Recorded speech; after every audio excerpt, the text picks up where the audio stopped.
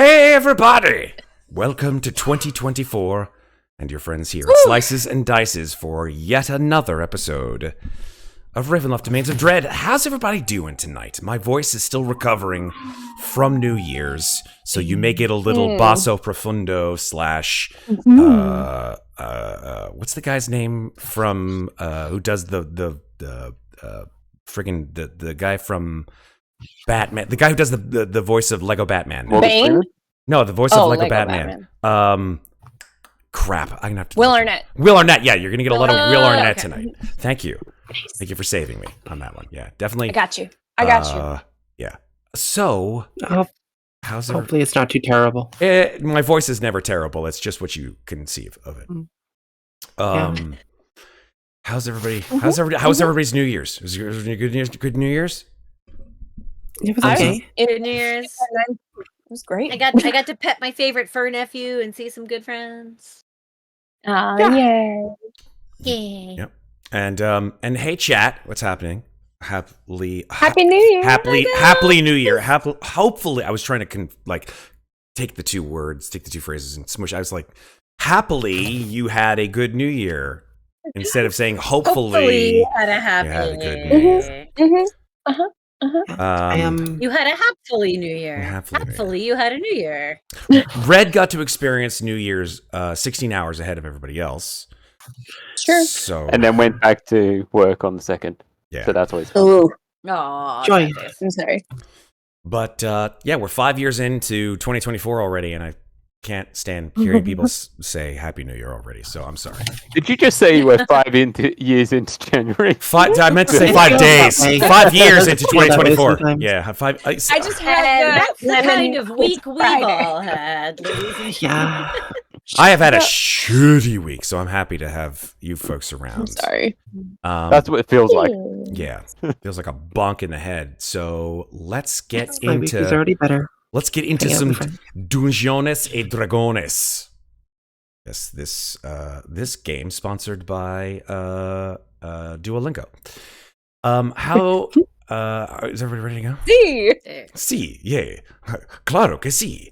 Yeah, I would actually enjoy it if we were sponsored by Duolingo, so I could get the family plan for free. You want to get there you go. I just want to get super for free. That's all I want. Duolingo. I mean, I would be down with that too. Duolingo, come on. I'll start using my shitty Russian on stream.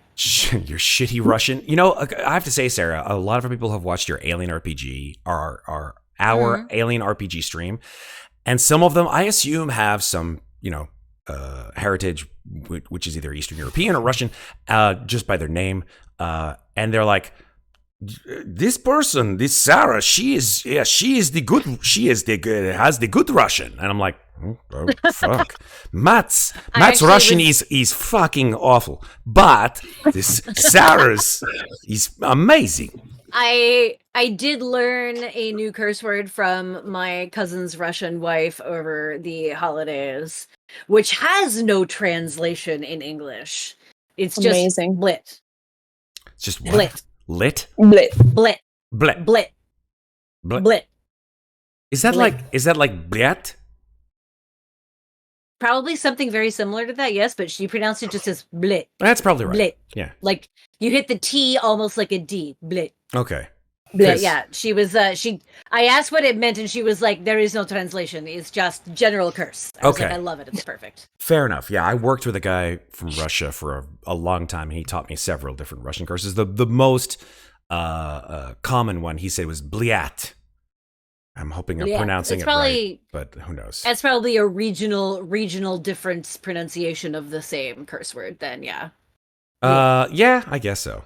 Well, as long as we're not demonetized for saying, massive numbers of Russian curses over the next, Damn it, we're screwed in Russia. We're censored in Russian. Yeah, we're totally demonetized in Russia. Be censored in Russia. Do we even make it past the... I'm going to stop talking about Russia. Yeah, it's, after 30 seconds, I think. Yeah, I mean, Is it after 30 seconds? So well, we had enough of a pre-stream. We made it 30 seconds. We totally made it. We're enough. good. All right. Yeah. So... That's good, because Drabakovsky curses in Russian a lot. So I'm with you. And it's time to start cursing in English, because here we go with episode 49 of Ravenloft, Domains of Dread. So, those of you who returned from the Nightmare Lands have awakened in Alanic's lavish manor house, but one in which you seemingly have never actually been a guest. Reasons for that in a moment. Moment of silence for Louisa. Or maybe not. Well, more of that in a second. Louisa actually did die, providing the ultimate sacrifice for her daughter's freedom. Alanic and Arthur, realizing that you all had finally awoken, informed you that a month had passed between your entering the Nightmare Lands and now, and that they had sealed you away in Alanic's marvelous mansion in the interim to protect the world from Bertie's psychic powers. Dr. Van Richten has seemingly left to parts unknown, and Jack had not been brought with you to the Manor House. Upon your awakening, however, Alanic removed you and Louisa's body from his manor house and brought you all back to Darkon. Bertie had found that her powers and the memory of what had occurred in the Nightmare Lands was slowly leaching out of her. She remembered her mother and her sacrifice, but not really very much more than that. How she died, the battle against the Nightmare King, her entrapment by the Nightmare King, nor her time being entrapped within his realm. Perhaps actually that was for the best, honestly speaking. Jack arrived to take his daughter and his wife's body back to Dementliu for her burial, and you decided to join him on their journey. Louisa's body, of course, was loaded onto a coffin and onto their cart, and just before departing, Louisa was revived by the dark powers as a terrifying, humongous beast, a lycanthrope. Of course, a horrific battle took place during which both Amnestria and Alanic Ray were bitten, contracting some form of this horrific disease. At last, Louisa was weakened and then knocked into unconsciousness and hustled inside, wherein she was chained and hidden from the city's police force, the Kargat.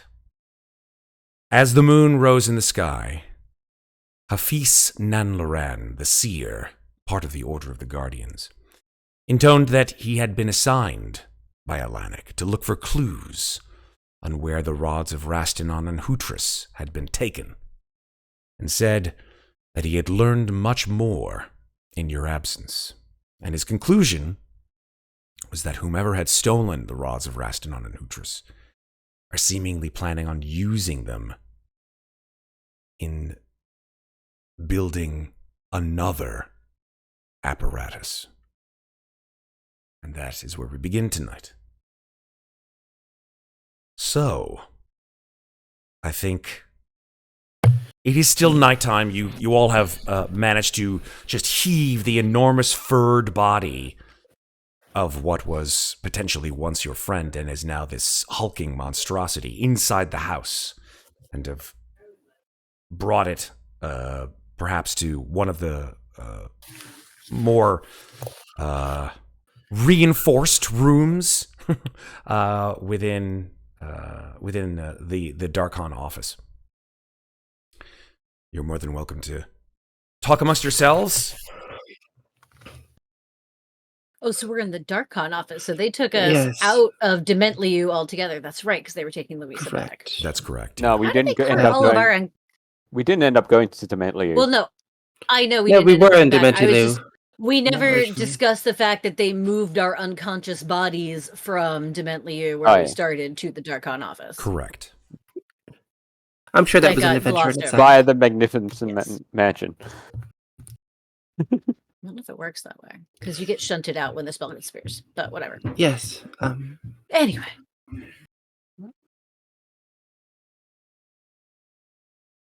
Anyway. Okay, Moynat is Just sort of sitting on the floor next to the unconscious, chained up werewolf Louisa. Maybe sort of. I think she pulls her werewolf head into her lap like she did when Louisa died in the Nightmare Realms. And just kind of quietly talking to her, saying, I know you're in there. Your daughter is here. You can see her again. You just have to wake up a second time. How quietly are you saying that?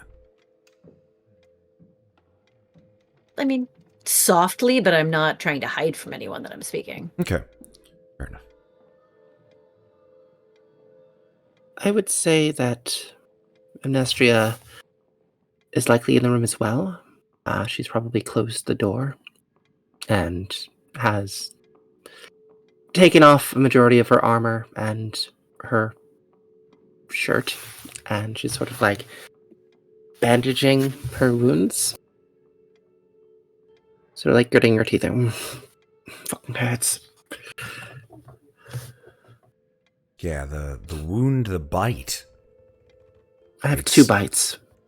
I thought it was 1, but I could be wrong. I was bit twice. Well, then you'll become a werewolf twice as fast. Well, I hope not. That's the way it works, don't you know? That's the way it works. Before midnight, right?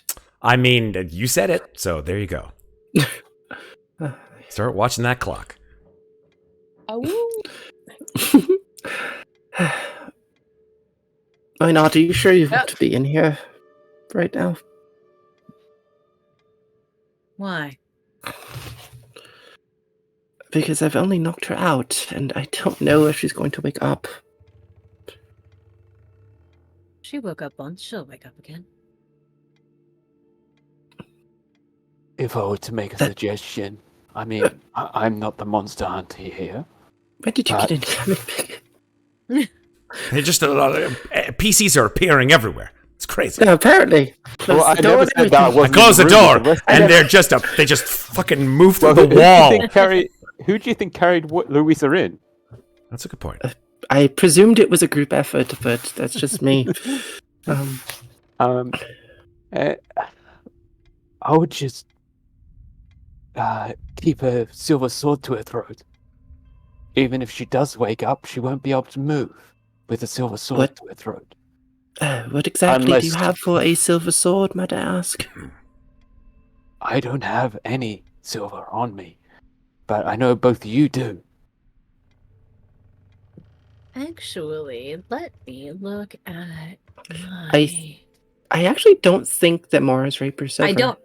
No, that's not what I'm thinking. I thought Mara's rapier was silver. Mara's rapier is It not is. That's silver. That's not what I was thinking. Okay, what were you thinking? And Monster Hunter kit. I have to look at my goddamn inventory. Yippee, yes, I got. Whose PC are you playing, Red?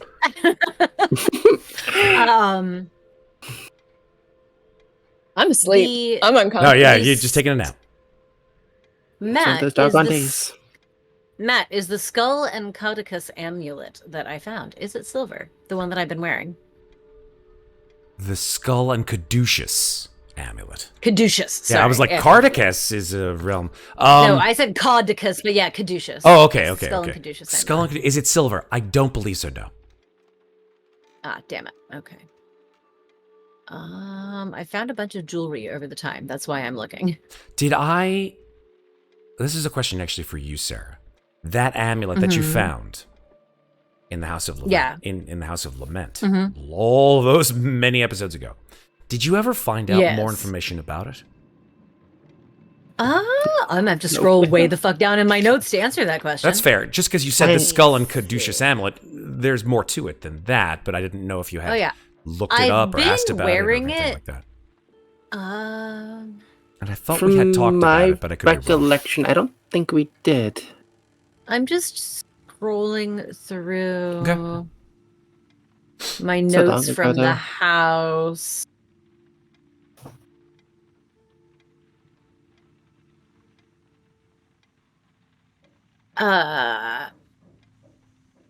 I did.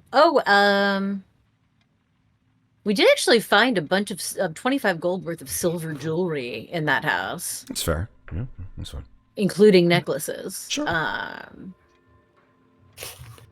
Essentially, I just want to place a silver necklace around her neck. Is what I'm trying to do here. I don't think that's going to fit around her neck. She's rather big. Yeah. If it's not a choker, if it's a long necklace, come on, guys. Is her neck more than 20 inches around? I'd probably say, yeah. She's fucking huge.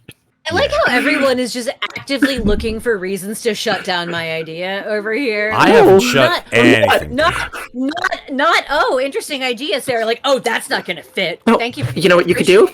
You know what you could do? Bracelet. Mm-hmm. Bracelet. Fit on her. Fit on her arm. That'll fit. I think so. Giving. I mean, a necklace could fit on her arm if it was a choker. Well, like, then she could have a spiked armband. As Muadnhait goes through everything she has, she's going to say, ugh, give me a moment, will you? And she's going to leave the room and go look for Arthur and ask if he has any silver chain in the house. Yeah, so I think you do find Arthur upstairs. Arthur is... he's a mess. Normally he's very put together. He's very proper. He's stylish without being extravagant. Even in his worst moments, he's very kept. Is that the best way of putting it, I guess? Mm-hmm. When you see him, he is rummaging through a footlocker, and his hair is just everywhere. He's sweating. His mustache is just askew. He has dark circles under his eyes, and he's moving at a frenetic pace, which belies a massive amount of anxiety. Excuse me, brawny one. Bloody hell, he scared me. What? I was wondering if you had any links of silver chain in the house. I was hoping to secure this around Louisa's neck, and I gesture at the skull and caduceus amulet, but I don't believe it is silver. I don't believe we have any silver chain. I think that we have thick, linked steel chain, which is, I believe, the best I can do. At this point in time, I'm simply looking for some rope. Alanik asked me for some rope. I think I understand. I will reach into my pack and hand him some rope, because I have rope. He tests it. He sort of gives it a yank. It's like, yes, I suppose that'll do for now. Very good. Bollocks. And he just goes back to rummaging through the chest. Is there a jeweler's nearby? At this time of night, I don't suppose it will be open. Very well. Muadnhait is going to leave and go find the nearest jeweler. Sounds good. Mikmick and Amnestria, what are you doing? Mikmick will say to Amnestria, Amnestria, I think you have more experience with these kind of creatures. What are the chances that you're infected? Given that she's bitten me twice, I would say pretty high, Mikmick. What are the chances that your other side would still be infected? I have no idea, to be really honest with you. This is her body, though, so probably not great. But I mean, if she was infected, she may even be able to fix it. Fix it how, exactly? I don't know. But from what I understand, this is some kind of curse, isn't it? Lycanthropy can be many things, Mikmick. I hunt ghosts, not elves. Venriktin would be the one to ask about this sort of thing, not me. Well, then you think we should wait for him? I don't know where he is. Do you? No, and I have no way of contacting him. The only person that could is probably Muadnhait. Or Alanik. He seems to know something. He's not telling me. But do you think we should leave Louisa here? Or I think whatever Louisa is? I think you should leave Louisa here. I think I should stay in this room and barricade myself inside. Well, I mean, you have more experience monster hunting than I do. Which is why I should stay here in case she wakes up. I don't want to leave you alone with her, but as you said, you have more experience, so I will do that. Just be safe, okay? Wait, I'm going to give Mikmick the rifle that I took from Arthur.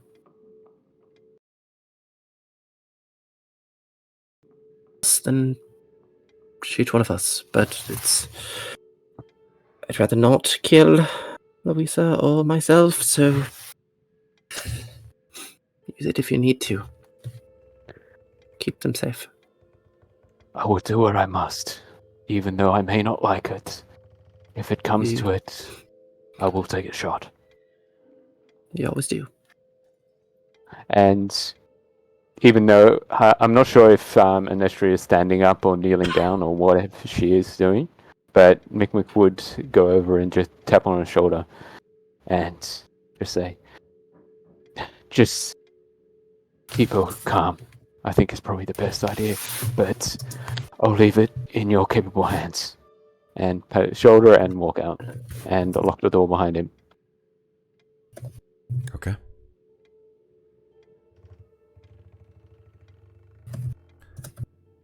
So, having locked the door behind you, Mikmick,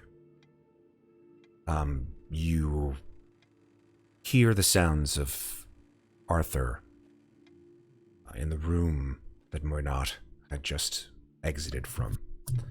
You hear the door close as Muadnhait leaves the Ray Agency in the middle of a moonlit night, misty in Martira Bay.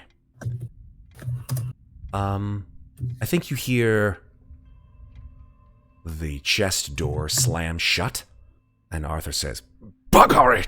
Bagari!" And then just the sound of very, very quiet sobbing.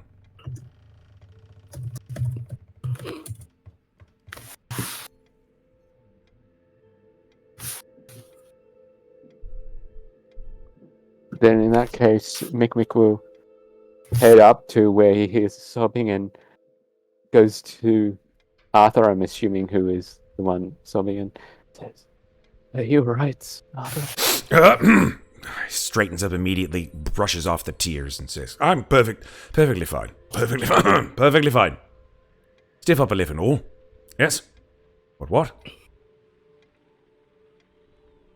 You don't seem alright, but remember, it is always good to let your feelings out. Bottling them up can be very bad, and maintaining that can be even worse. If you need time, just let me know. I'll handle it." He sort of squints at you, Mikmick, and says, "It's quite funny, coming from someone like you." I have years of experience, and all I want to do is to show people that they can still learn. He steps forward towards you. Old folk like myself. Make an insight check. He steps forward towards you. Okay, insight. Here we go. Not the best at insight, so yep. Yeah, you have no idea the feelings this man is feeling as he steps forward towards you, slowly and steadily. His knuckles crack as his fists ball up, and he says, "You have no emotion whatsoever. I've never seen you say or do anything beyond a whisper. Do you have any idea what it's like to lose someone and truly feel it? Have you any heart in that little..." And he pokes his finger right in smack dab in the center of chest, right in that undead body of yours. Anything at all? I have lived before. But you don't reborn. now. Now, all that emotion is gone because it gets in the way. But I still can help. I still want to help. Isn't that worth it? You're a hypocrite, little man. I never said I wasn't. You have no right to tell me anything about how to live my life. Please. So you want me to just leave then? Leave. Okay then. I'll leave you to your mullings. And he walks out. And there is a gust of wind and a enormous wooden slam as Arthur slams the door behind you. Yeah. This is what low charisma gets you, people. Too honest. It was a valiant effort, Red. That was a valiant effort.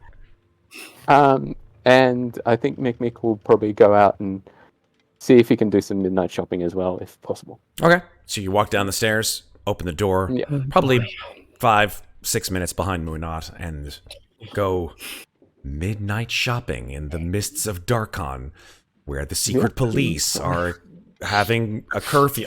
You guys are amazing. This is amazing. Yeah, shopping? I didn't say anything about shopping. Well, you said something about going to a store. I said a jeweler. I didn't say shopping. That's true. Just, Don't forget the key. yeah. Oh, I haven't, Megan. I know what I'm doing. I know you do. I know you do. I'm going to find the best term for shopping without the, shopping. Oh, I'm Shoplifting. Shoplifting, yes. Yeah. It's called a 5-figure like, discount for a reason. Five-finger I'm discount. going stealing. I'm going thieving. I feel like I'm going stealing. I feel like I'm going to go stealing. Are you going? Yeah, I hear they have good Stealing. Christmas in Darkon. Christmas in Darkon. Amazing. So yeah, I am going to stealthily move in the way of the nearest jeweler. Sure, let's see how stealthy you are. Make a stealth check. Pretty damn good, actually. 17. Okay. I'm going to make my own roll. Okay. I'm going to look at my spell list just in case I need to. The secret dish, please. Oh, I got it. I'm easy. As I'm stealthing, can I cast a spell? What spell? Disguise self. Sure. As a member of the secret police. Do you know what they look like? I've seen them, haven't I? Nope. I don't think we okay, have. well, That's why they're secret. Well, in that case, No, I'm just kidding. then I'm just going to disguise myself to look official. Short hair, simple, plain, well cut, but not extravagant or showy clothes. Short bobbed hair, no horns, much plainer face. Brown eyes, maybe slightly sallow skin. Okay. Rounder cheeks. Cool. I love it. All right. Let me change our interior sound effects to one of a mist-strewn evening on the streets of Martyra Bay. I think you're probably close to the docks at this point in time, as you move away from 221B Fleeker Street. I forgot that's where we are. That is correct. On fleek. On fleek. On fleek. Yeah, you can sort of hear the sounds of the bay. Not superbly far from your position, but just perhaps through the mist, maybe half a mile away. You walk down the street, you see most, if not almost all the shops are closed, except for like a tavern. There's like a tavern that you see the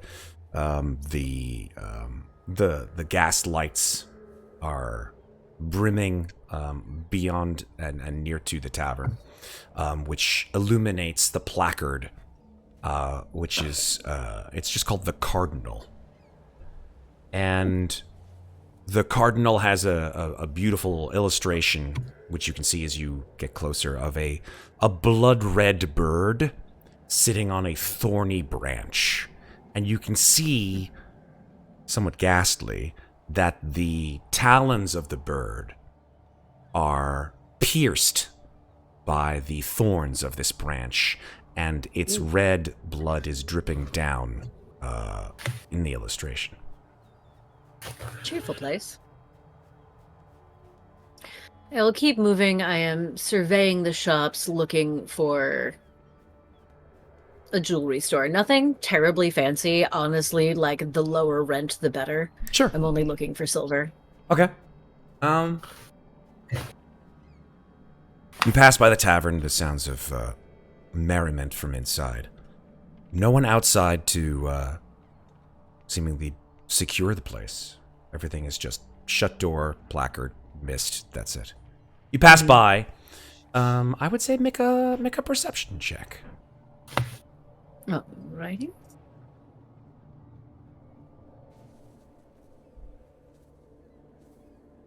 $25. It doesn't take you too long to find a store. The glass windows are pretty thick, but you do see, on the outside, the name of this particular store, Orthots Jewelry. Oh, I'll take a glance around. You say the streets are still empty?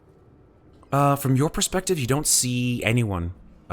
You just see, like, maybe a couple 100 feet down, the light from the gas lamppost from near the tavern. I sort of look around the side of the building. Does it have a side door or only the front door? Just a front door. Alright, I'm gonna use a skeleton key and open the front door. Okay. You place the skeleton key in the lock, and you hear from behind you, "Hello." I will turn around as though I have every right to be inside. You turn around, and there Yes? are 3 figures standing there behind you, dressed completely in black. Yes, can I help you? The middle one of the 3,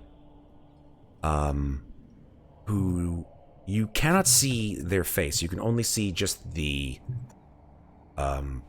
space between where their forehead would be, and their nose. And their eyes look directly at you. You can see in the glimmer of the light from down the street that their eyes have a sort of a tinge of red in the brown. Their skin is pallid and somewhat shiny, perhaps from the moisture of the mist. Doesn't step towards you, doesn't make any gesture, simply looks at you and says, "May I understand what you are doing?" Opening the door to the shop and going inside. "Are you the owner of this shop?" The eyebrows sort of perch up. I don't understand what business that is of yours. The man in the center says, "It is the business of the law." "Are you the owner of this shop?" It is the business of my employer. "Who is?" to know? You weren't told. No response. Very well, I was told this was sanctioned. I was sent here to quietly investigate the shop, and you are interrupting my business. Who If you'd is like your to take that up. employer? The man in the middle says. Why don't you ask at headquarters? You haven't answered my question. I am not obliged to. I feel that there's a miscommunication between us. The man in the middle steps forward. Please make a wisdom saving throw. Uh-oh. Not my best. 5, motherfucker. Your... Let me make sure that this is not the character who has resistance to any of this. I don't think Yeah, it sure. is. Let's see.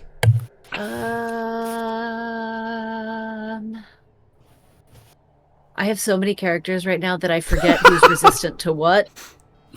I understand that feeling. But no, I don't think... Yeah, no, it's not. It's not. It's not this character. Go ahead. What does he do to me? Okay. Well, I'll tell you what you feel. I won't tell you what he does do. Okay. So, what you feel is that you feel like his eyes sort of burn into your mind. You start to sort of feel like the outside world slowly dissipates. All the sound from the docks just sort of begins to fade. You feel very, very tired. Your eyelids begin to droop. And let's move away from you for a second. Oh, I can't do anything as that's happening. As that's happening, Sure, I let's just see what you want say. him to hear, Yeah, go for it. I want him to hear in his telepathically. Yeah. What are you doing in my head? Okay, cool. I think you would probably hear... Interesting. And then... Oh, out loud, okay. Yeah, I think, he would probably say it out loud. Interesting. Well, because he can't, unless he is telepathic, he can't answer back. He would just say it out loud. Interesting. Okay. And then lights out. Let's move to Amnestria for a moment. Hi. Hi, what are you up to? Hi. Well, I'm gonna make sure that I secure any exits out of this room. I don't know if there's windows. I don't know if we discussed that, but are there windows in this room? Hold on for 1 second. I'm just answering Sarah because you rolled an amazing stealth, but he rolled a 22 on perception. I'm just, the dice were really mean to me in my Wednesday game, so I was happy to finally be rolling well, and then I get burned anyway. I rolled a natural 19 on the perception. Yeah, bastard. Yeah. Sorry. I beg your pardon, Maeve. My mind went into several different places. Would you mind? I should have made an observation check before I observation. That's all right. Or a perception check to see if I many can game find systems. This fucker, but whatever. Yeah. Too many games. A perception check to double check and make sure no one was around, but fail. Fair enough. I guess my 25 wasn't enough. I guess not. So, Matt, are there windows in this room? Yes. Okay. Can I find some way to block them? Sure.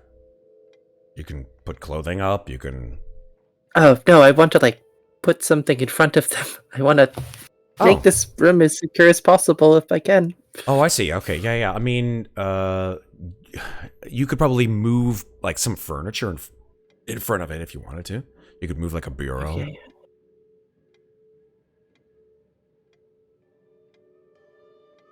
Okay.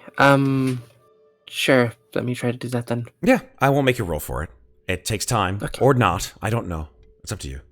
But yeah, eventually, like, you pull one of these old creaking bureaus in front of the window, and it blocks it pretty well. Okay. Well, I think I'm gonna just do second wind first, just because kind of hurt. Yeah, I'm down for it. Might as well heal myself a little bit. Go for it. Doesn't really require anything, but No. okay. I mean, I get back 10 hit points, 10 so hit that's points? a plus. Yeah. I'll take it. Cool. It's plus 4. I have 4 Constitution bonus.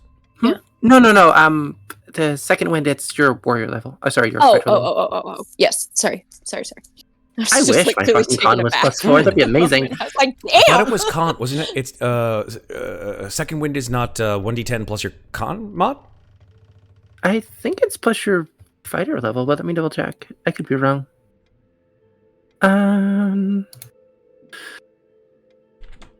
Yeah, it's you regained hit points equal to 1d10 plus your fighter level. Oh, your fighter level. My God, things. Yeah. This is stuff that I'd never learned in high school. It's okay. Yeah, it's fine. It's okay. I'd be concerned if we learned that in high school, actually. Anyway, I think after doing what I can, I'm gonna just peek out the door, try to listen to see if I can hear Arthur or Lennox. Oh yeah, make a perception. Or anyone. That's fine.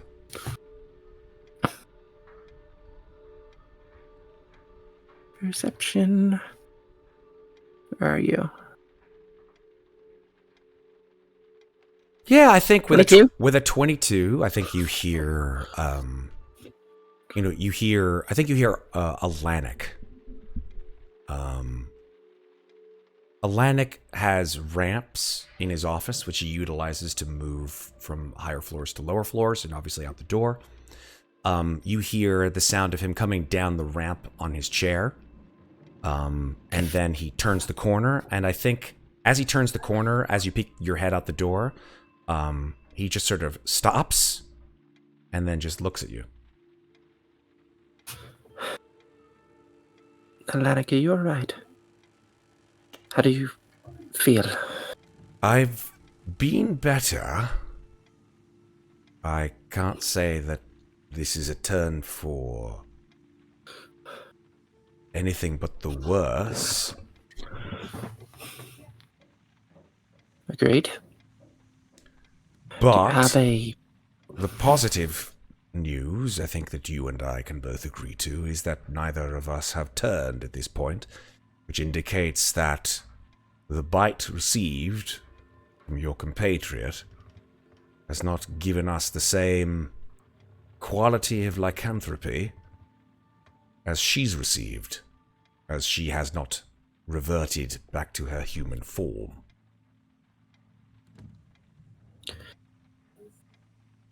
So, I'm not that knowledgeable about lycanthropy, unfortunately. Oh, really? Ghosts, not werewolves. Spending all that time with Vecton, he never told you about lycanthropes. Did he not tell you about me? Oh, he told me some, but not probably as much as you would prefer that I know, but so be it, of course. I feel like there's another time for that conversation. Do you have a more secure place to put her? You have vaults, as I recall, yes? Yes, we have. No, the vaults were in my mansion in Dementlew.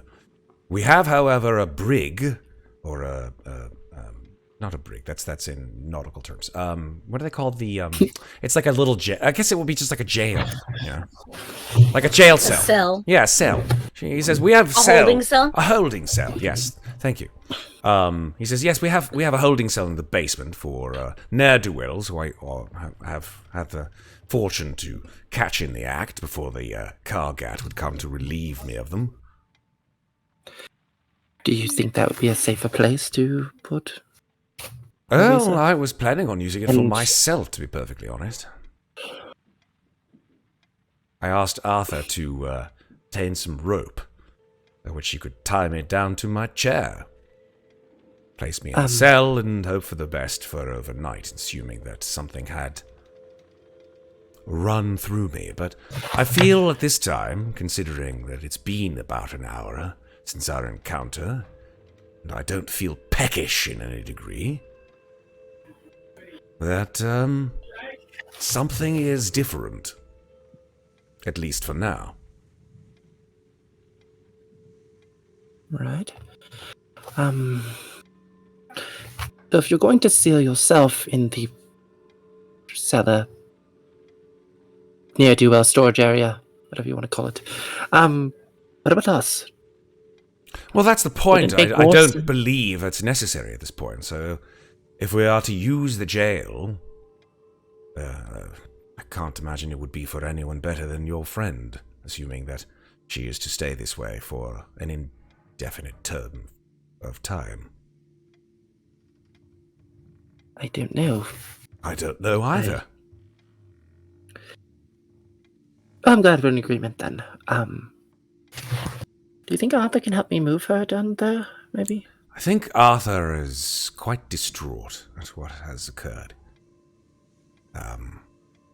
He keeps a lot of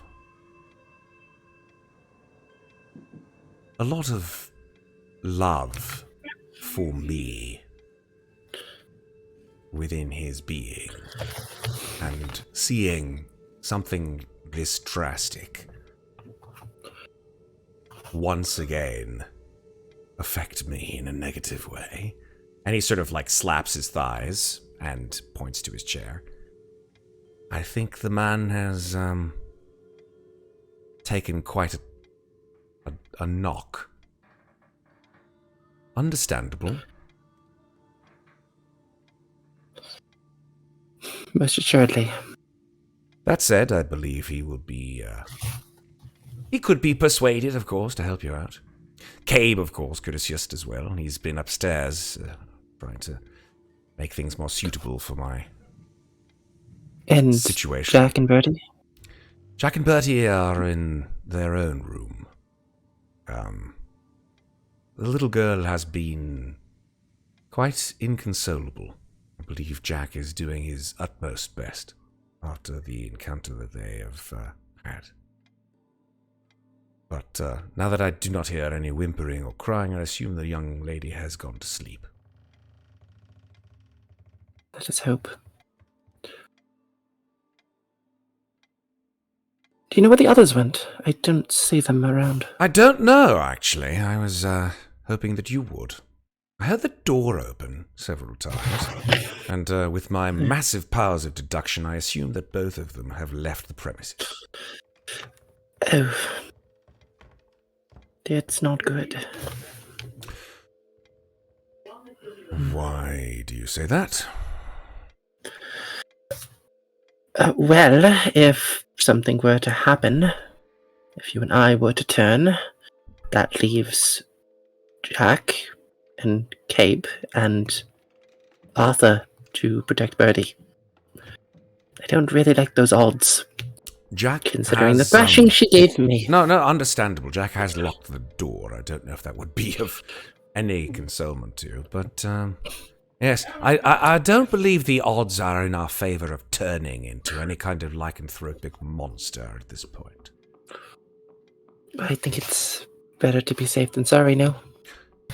True, yes. So what can I do to help, then?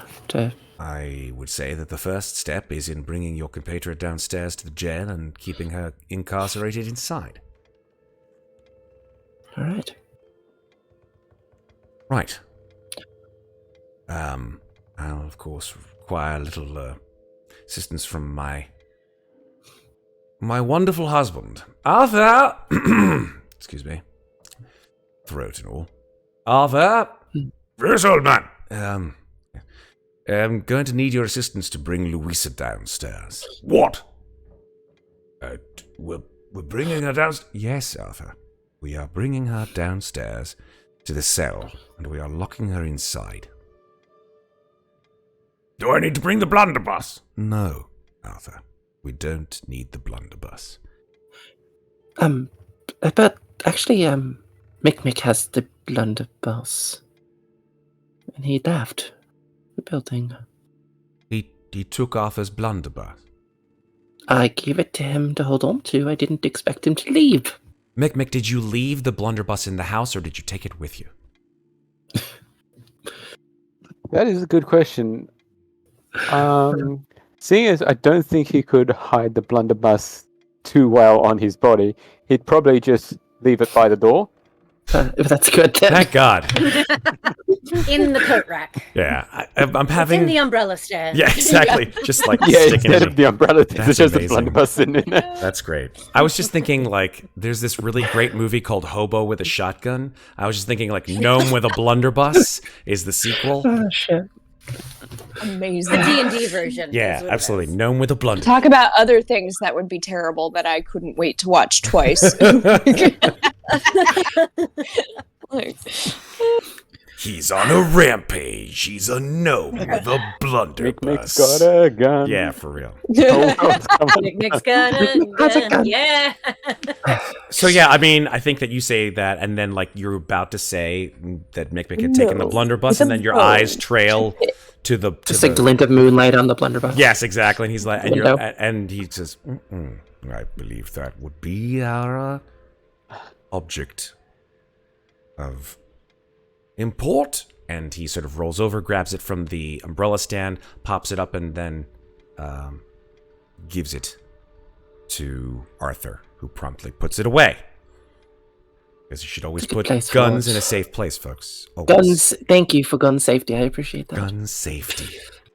Even Especially with the child around. Yes, there I is a just child around. realized that even though Mikmick doesn't have the blunderbuss, he still does have a few rifles on Yeah, him. he has several guns.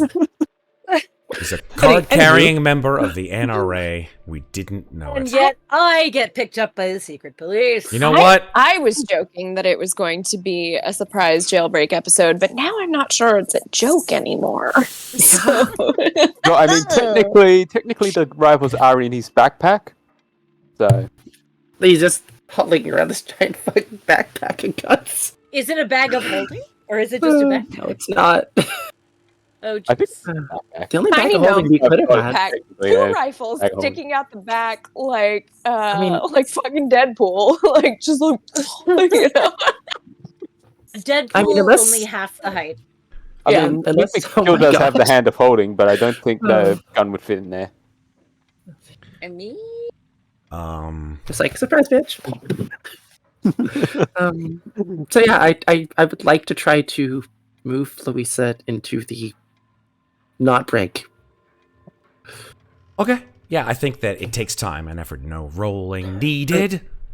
I imagine I am not the strong character, Matt, so It's okay. But I think Arthur between Arthur's strong, and I think Arthur is the brawny one after he's all. the brawny one. About halfway through moving, she starts to have a running dream. Oh, and her God. paws start to move, and everyone freaks out for a Amazing. minute. Yes. Love it. There's just like paws in the air. like Yeah. like grabs a hold of Amnestria and fucking hooks her for a second. Let me put it to you this way. Louisa's new form is immense. She's 8.5 feet tall. I know. I don't know if you've ever experienced a humanoid creature who is 8.5 feet tall. No. I have not seen someone that's 8.5 feet tall, but I have seen the mountain from Game of Thrones. And he's pretty fucking tall. Yeah, So he's not 8.5 feet tall. The mountain No, he's is not. about 7'2". So That add gives a fun perspective. add another 1.5 to the mountain, and that's Louisa's new Lugaroo form. yeah. Man, is it possible to be filled with this much delight and regret at the same time? I guess Apparently so. so. Apparently so. The Wow. human spirit contains multitudes, you know? Miss Deadeye says he's 6'8", which is even worse. I thought he was 7'2". He's 6'8". I thought he was taller than that. Yeah. Fair enough. I think because they put him near like smaller people in that scene where he Yeah. just like chops people in half in Game of Yeah, Thrones. he does do that. Yeah. Oh no, I've watched him at a they do a like a yearly thing up here where they it's like a Highland game sort of thing. Throw It's really cool. throw people. It's like where they grab No, people and just throw them. No, it's like Yeah. capers and shit. Capers. Yeah, that's what they call people who he can No, throw. caper toss. I know what caper Anyway, tossing is. Yeah. Annie. So we're able to move Louisa down to the basement. How big is this cell exactly?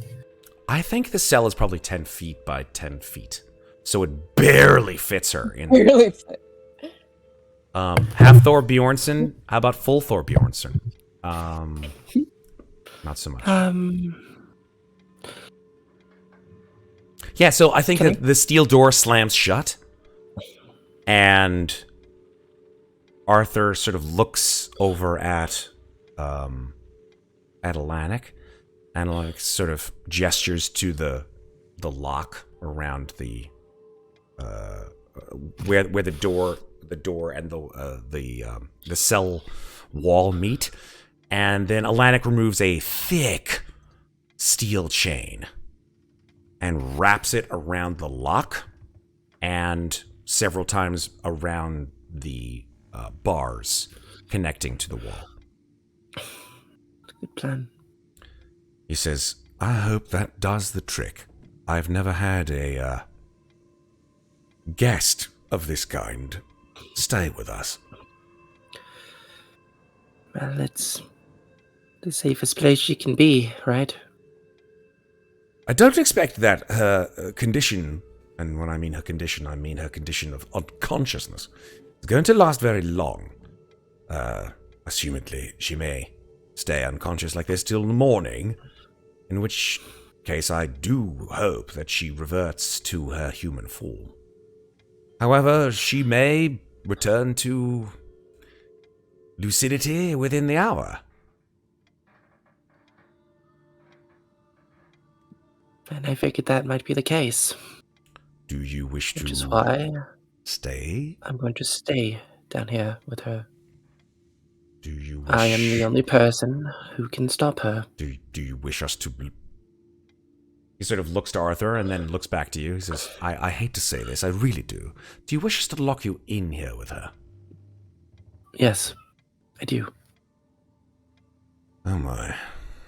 We'll put a door between her, and I will put a door between the door myself, I guess. If you hear fighting down here, get them out. Sorry, I beg your pardon. Get. If you hear me fighting her down here, and it doesn't sound like I'm winning, get Jack and Birdie out. I see. You wouldn't want us to assist you in any regard? I would prefer you get them to safety first, and then assist me, if there's anything left of me. Very well.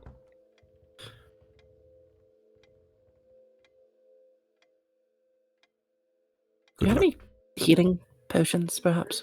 Or I do have a spare set of healing potions, yes. And I think that he goes into like the box on the side of his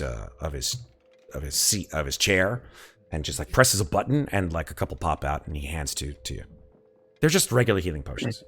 That's any little bit helps, man. No, I mean you got beat the fuck up, honestly. So yeah, my hope is to take a short rest down here before she wakes up, if she does wake up. We're gonna find out in a second. Yeah, I know, but I'm gonna wait right here. Okay, Gonna cool. Have them lock me in, and I'm gonna re-equip my armor. Okay. Well, I'm gonna put my shit back on and get ready for a fight if I have to have one. So technically, which is the best kind of Lee, you can go ahead and drink your 2 healing potions, which is 2d4 plus 2 times 2, so it's 44 plus 4. I think I'm gonna hold on to them for now, just in case. Okay, fair enough. I'm gonna drink one of them. Okay. Just top So yeah, myself 2d4 out plus there 2. Go for it. Top yourself up. Yeah. That's cool. 7. 7. Okay. Yeah, I just rolled the d4s. Okay. So give yourself 7 more hit points. I shall. And Atlantic wheels around. Arthur steps out behind him and sort of gives you a nod and says, stiff upper, and shuts the door. And then you hear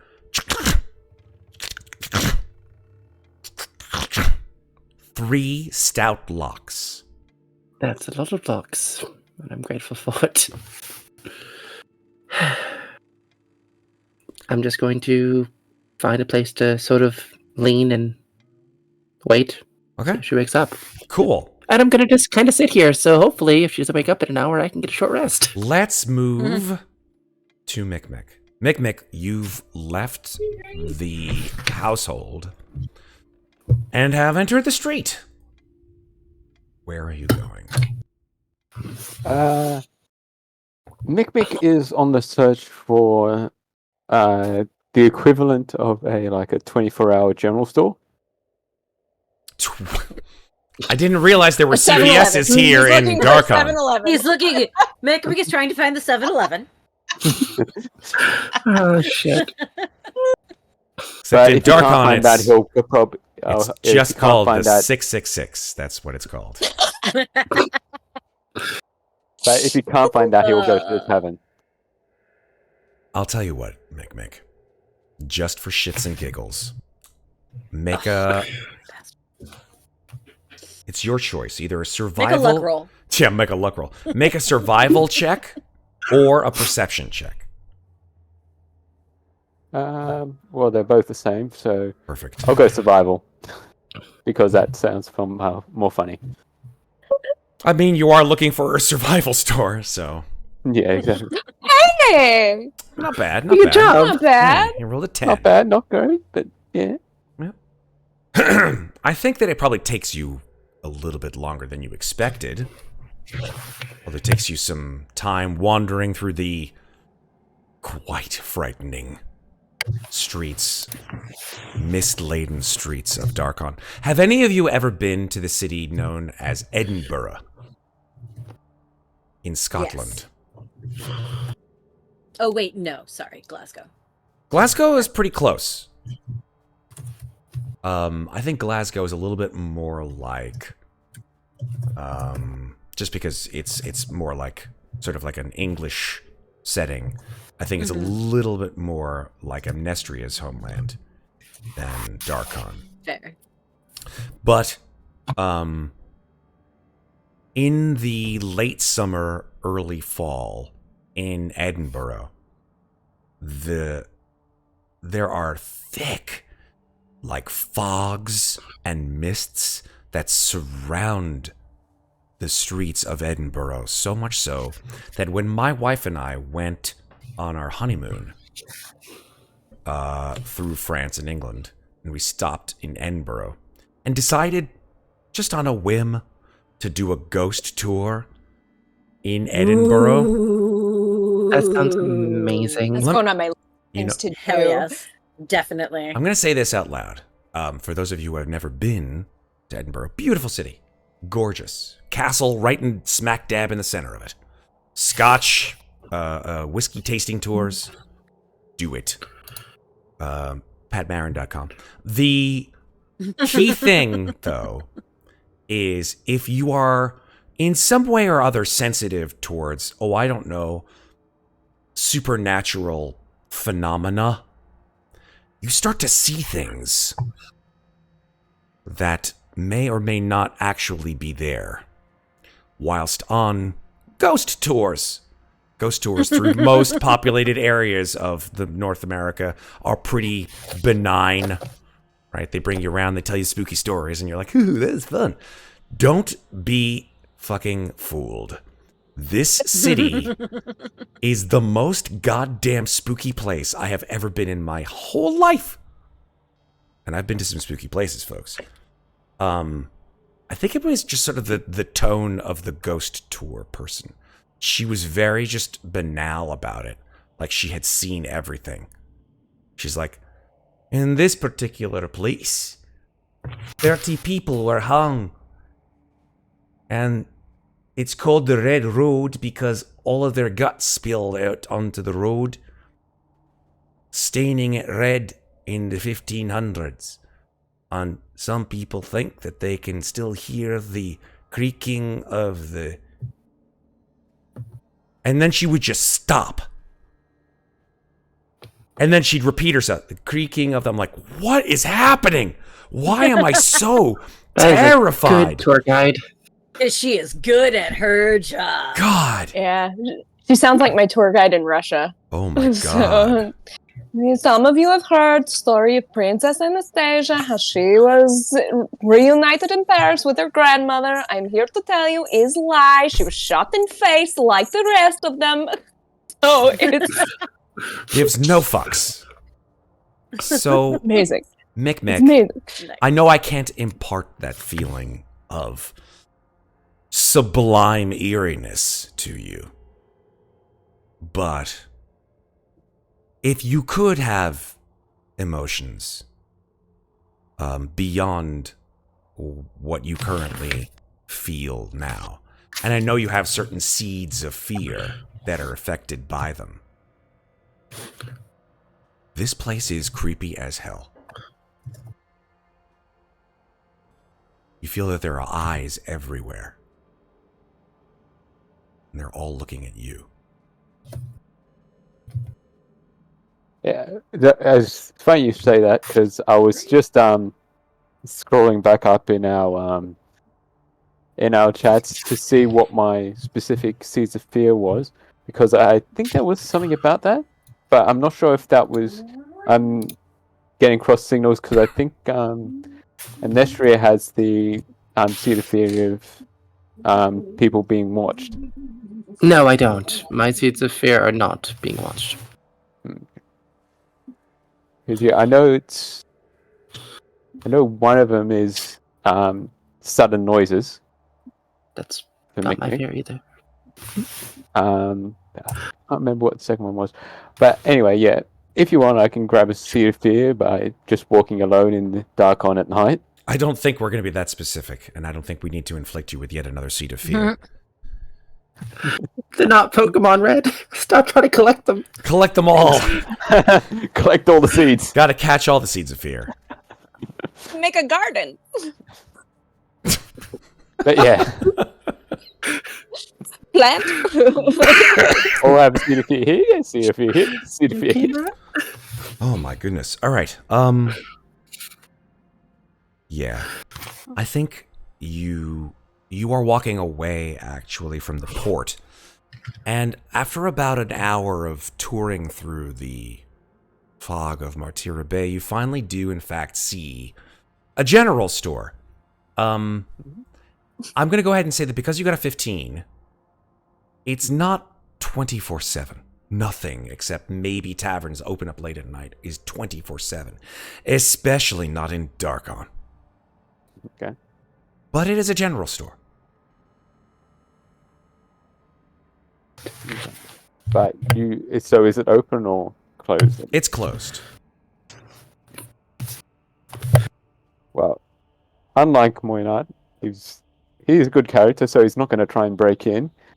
So he'll keep in mind that shop and then probably head back to the detective agency. Okay. It's closed, so you turn to go back to the detective agency, and as you do, you hear the sound of weeping behind you. Sound of a female voice just uncontrollably sobbing. Of course, Mikmick would turn around, just see what the noise is coming from. In the mist, you see a shape. Looks sort of humanoid sized. The sound of the crying is seemingly coming from that shape.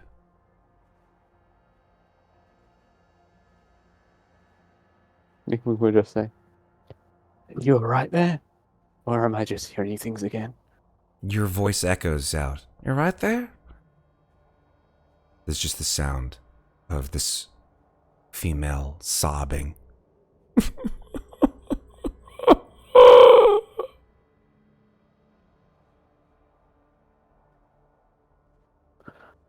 Can't decide if Mikmick would approach Because last time he approached someone who was sobbing, he got kicked out of the house.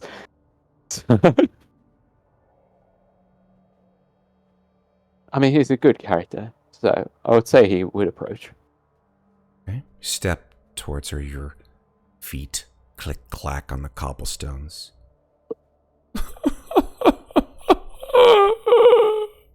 The sound of this sobbing woman.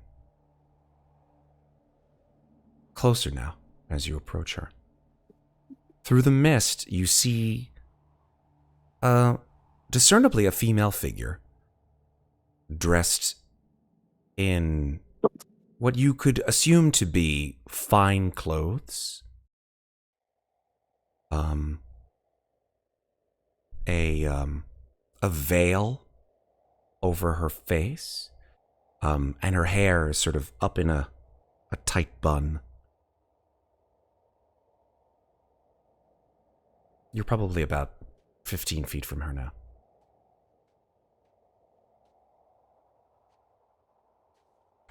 She doesn't look familiar to Mikmick, does she? You could make a perception check if you want. Yeah, I think I will make a perception check. Okay. Come on. Yep, that's... No, so... It's just too much mist. Too much mist here in the streets of Darkon. Don't really see her face, and you don't recognize her if you could see her. So, with that perception check, Mikmick would continue closer more carefully and just quietly say, "Hey, it's all right. What's wrong?" She hears your voice and turns towards you, stops weeping, looks down at you.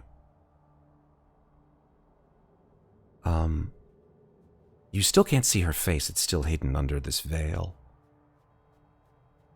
And you hear her say, "Have you seen them?"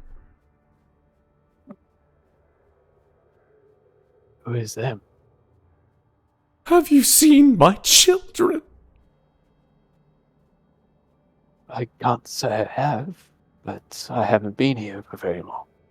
She moves towards you, and as she does so, perhaps it's just the voluminousness of her dress, but it's almost like she floats in your direction, Mikmick. She floats slowly towards you and lifts a hand from her dress, and you see that the sleeve of her dress is ragged and torn, and her skin is very pale. And she says, You are a child."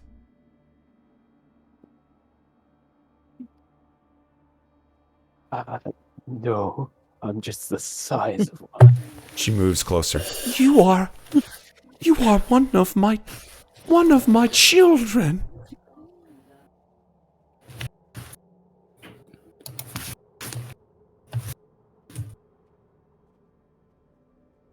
And Mikmick's just staying there, just thinking. She's moving. It doesn't know how towards to you. respond to that. I'm like, Your lip starts to quiver as you're like, and she just sort of hovers over you. Still can't see her face. And she sort of peers down at you from under her veil. And she says, "You're one of my children. I've found you." She opens up her arms wide, and you see that her skin is crisscrossed with hundreds of scars. "I found you," and your eyes go blank. Oh shit! Well, I think we're on our own there, Louisa. Good thing we're both werewolves. Yeah, right. God. party full of werewolves made it seem No. more. How many Hendersons does this session have right now? Oh shit. Where are we on the Henderson scale? We're so fucked. Okay.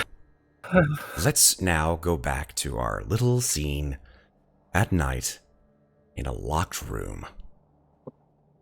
Yay. Which But I locked have room? Because time for a why not? short Oh be in the no! locked room as well? Moynot and Mikmick will get to you soon. Don't worry. Amnestria, I would like you to make... Actually, no. Louisa. I'd like you to make a Constitution saving throw. On which sheet? Great question. On your Lougarou sheet. Great. She has a really good con.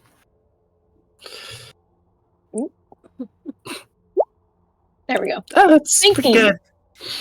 It's pretty good. I think after less than 10 minutes, Amnestria, after you drink that potion, but less time that it takes to take a short rest, you hear sort of snuffling from inside the cell.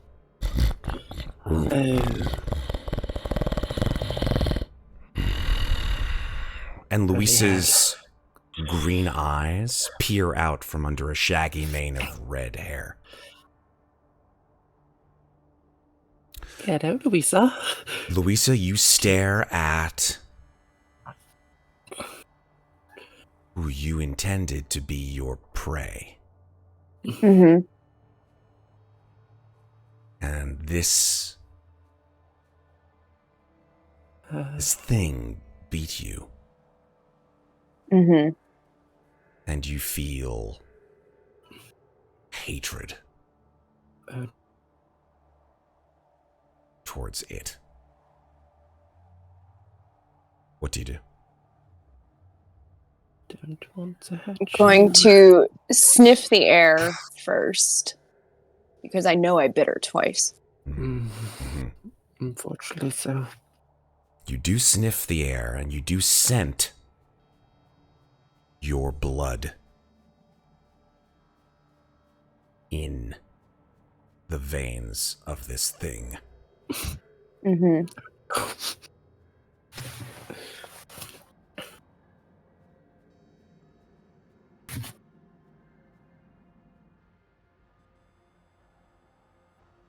She'll slowly stand. Can I stand to my full height? You can, but your head bonks on the ceiling. Well, I wouldn't say it bonks on the ceiling because it's 10 feet tall. So I would say like you stand to your height and you don't have a lot of headroom. Maybe a foot of headroom. All right. Louisa, I am your friend. She growls. Because I'm still full wolf, right? You are a hybrid at this point. I think you wait, did you transfer into as dire wolf? Did you transform into dire wolf? Yeah, I went right at the end of the fight. I went to dire wolf. So dire wolf, you're on all fours. All fours, yeah. Yeah. So although you're not as tall as you are in your hybrid form, you're still very like wide. We're talking like American Werewolf in London kind of, gait. Yep. Am I chained inside the cell as well? You're not chained inside the cell. No, I'm just loose inside the cell. Okay. You can do that. You're locked in the cell, but I'm outside of the cell, and I'm in the basement that's also locked behind me. So I'm kind of in your way, so to speak.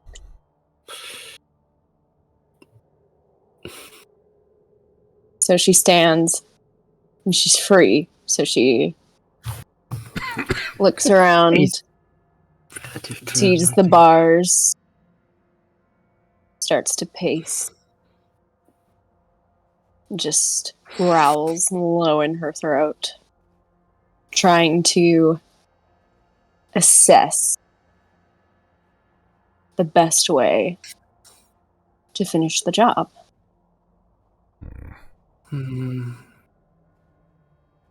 I think you'll find me a lot harder to kill than you'd like, personally, but if you want to play that game. Could I sort of like hover my hand over like the tilt of the rapier? Lisa will go over to the bars. Does her head fit her? Your head does not fit through. Okay.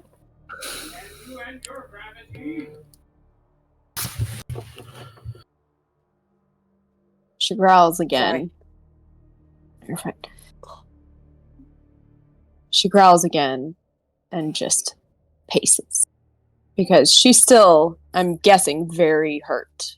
Like, low HP? Okay. Although, No. you look down at the wounds on your arms and on your torso, and you see that the wounds are slowly healing.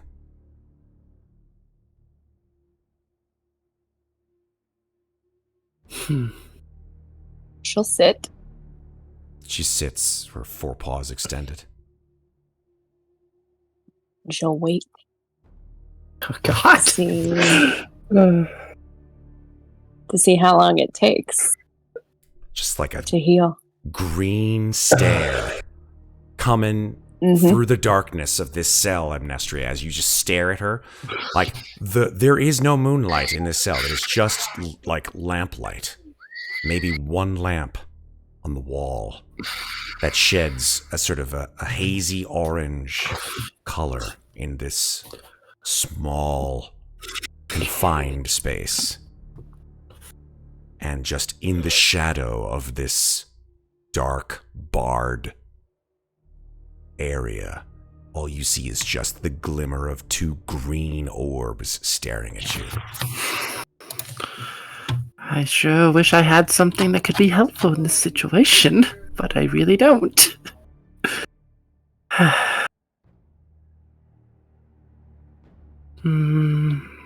Gonna take a step forward, just one though. Okay. And sort of keep my hand like right near the hilt of the rapier. Okay. The scent Louisa. becomes stronger, Louisa. You can start to hear the thump thump, thump thump, thump thump. And you feel like saliva is beginning to pool in your mouth.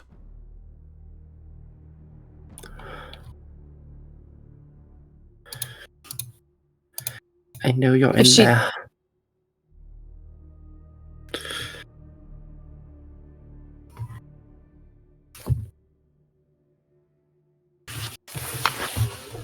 If she takes another step closer, she'll snap at her. Okay.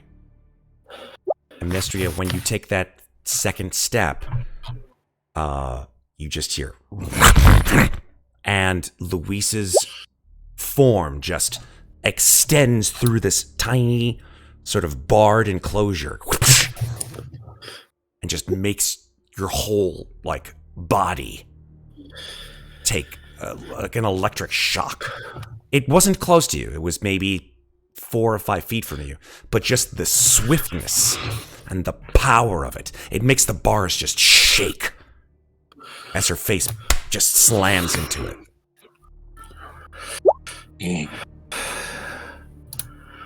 This is not good. I'm going to take out the rapier. Just draw it. Okay. To sort of aim it in a direction. Okay. I know you're in there, Louisa. Louisa, when Amnestria pulls out her sword, Mm-hmm. you ever feel like when you when you're in the presence of something that's that sort of makes you just physically ill, like revulsion? Yep. You begin to feel that sort of sickening feeling in your stomach, and it makes you even angrier. I'm going to whisper a question to you. Okay.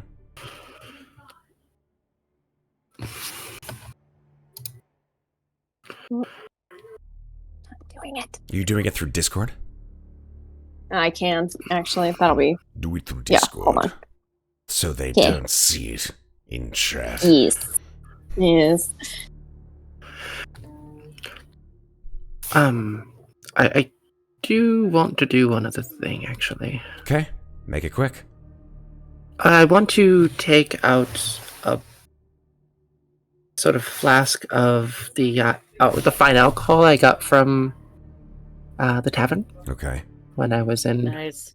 Mordant, and I want to just open it, just sniff it, and just down like a lot of it. Okay. Kind of Bottoms my up. nerves. Bottoms up. Yeah. Hell I yeah. thought she was going to use it on Louisa. Nope, none for you, little wolfie. Yeah, Come no, and get it's me for if me. you want to drink it. Exactly. Taunting. Guess what? No, My that's not what flesh I'm is now trying to- suffused with alcohol. Don't I look tasty? Oh god. And you like this? You can have some if you don't try to get me. You take a Does shot. that get through it all? I am very concerned for my own well-being right now. Yeah, you but take a shot. You take a swig of the alcohol. It a warm sensation fills your gullet, and then you just have that icy sensation of utter fear go right back to where it was maybe 10, 15 seconds as you watch Louisa just stare at you growling.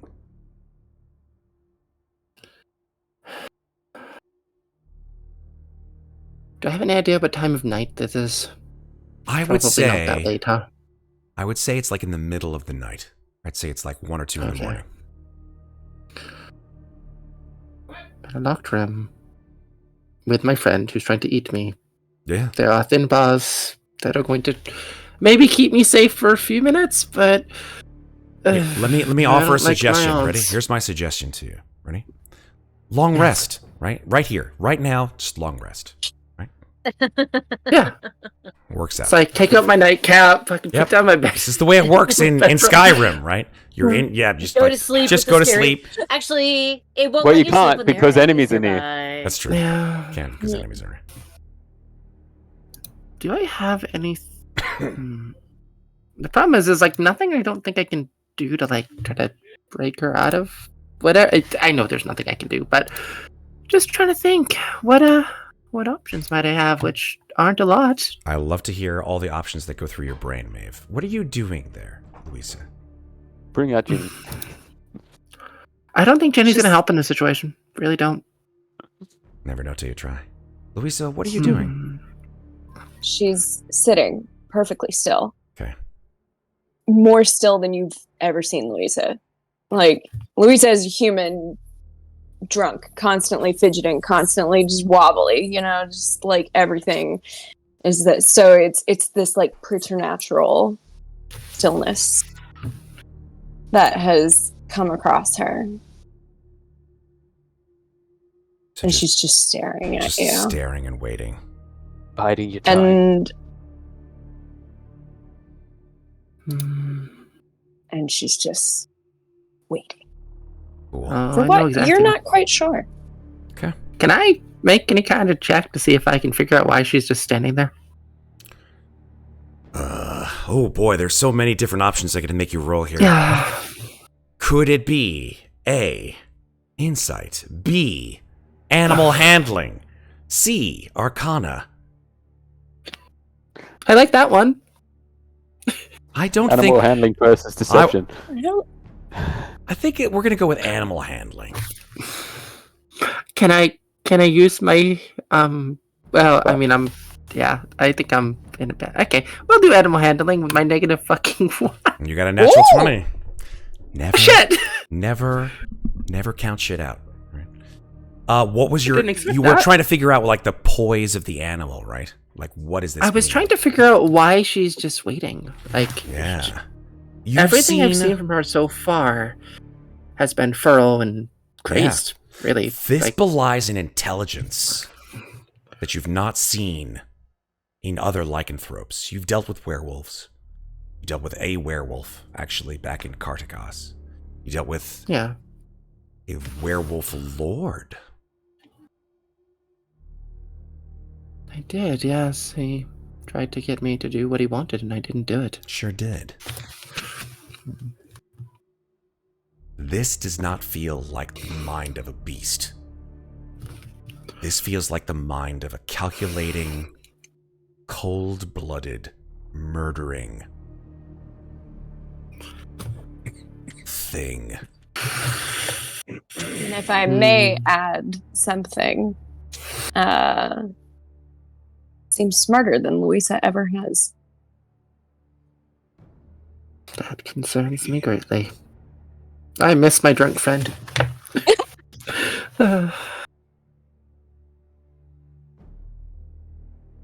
So, I guess I'll just quickly ask you, Amnestria, is there anything that you want to do in the time span that you have?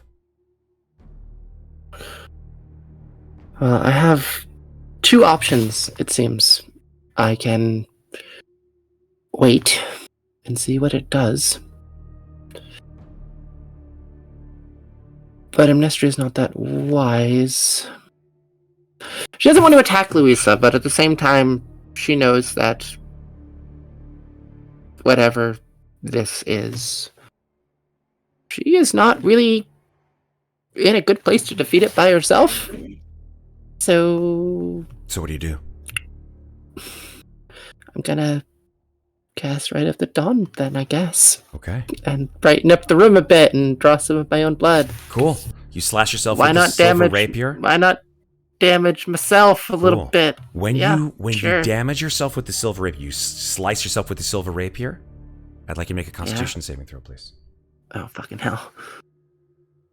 That's a 9. You fall unconscious. Oh, yay! Oh, Jesus Christ.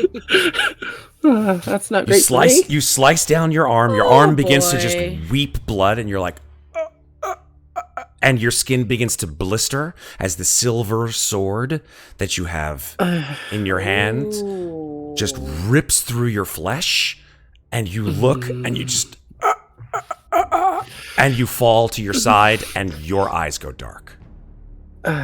Louisa, you watch Amnestria fall.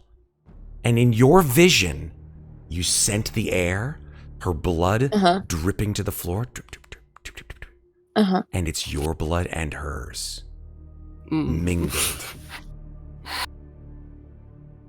And in your mind, actually, I don't want to say this. I want you to roll for this. I want you to make it. I want you to make an insight check in your form currently. So that's wisdom? Insight is wisdom. Okay.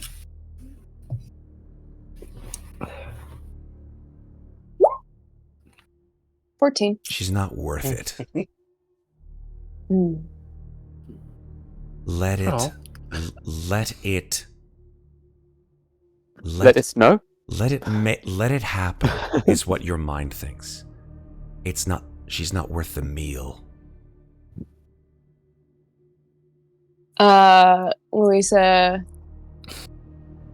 goes from that ready pounce, or that ready to pounce, that fully like feline yet lupine stance that wolves have, where they're completely relaxed but completely ready at the same time, and you just see it drop.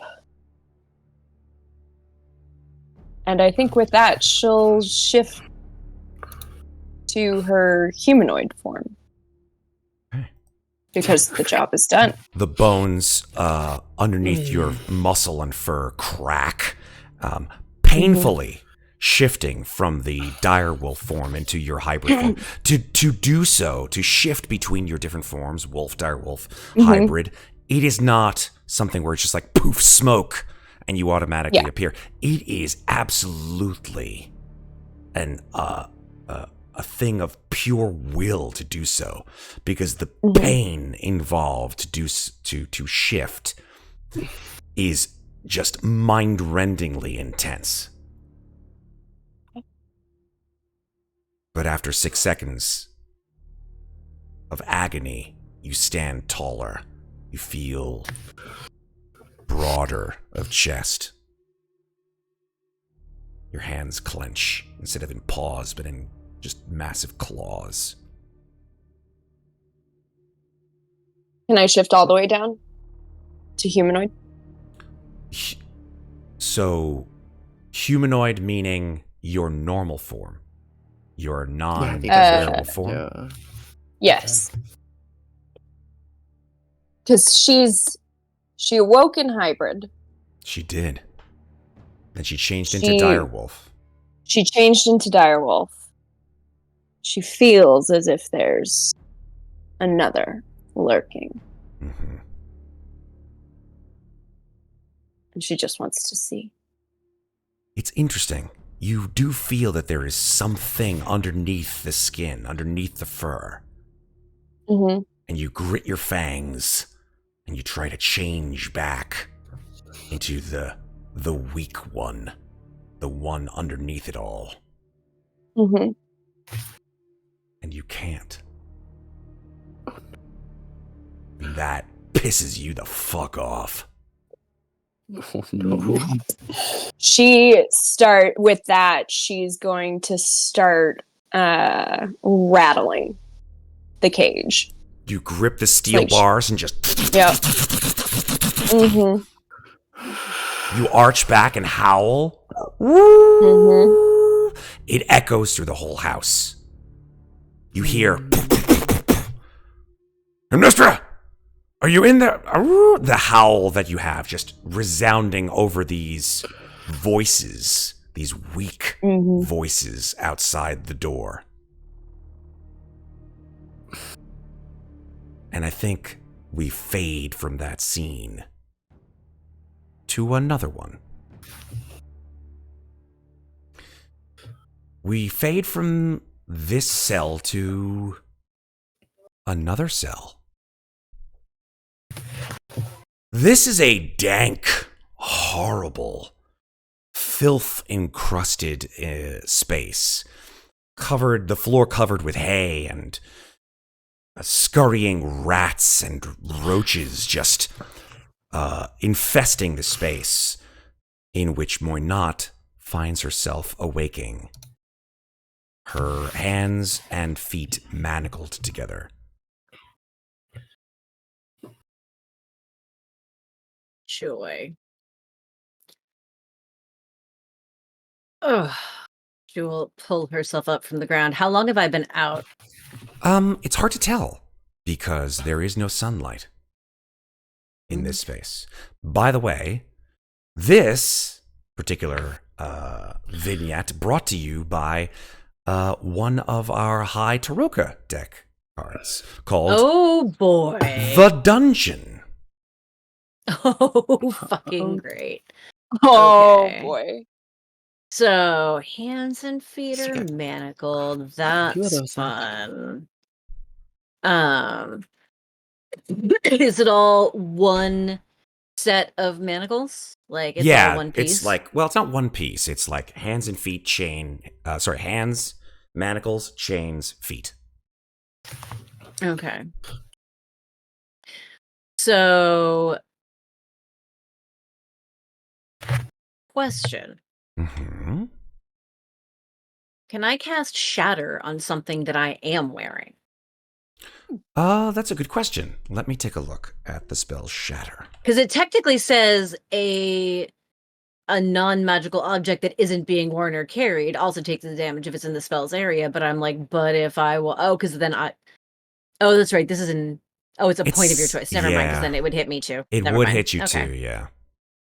Yep, okay. Let's see here. Ba-ba-da-ba-ba-ba-ba-da-ba.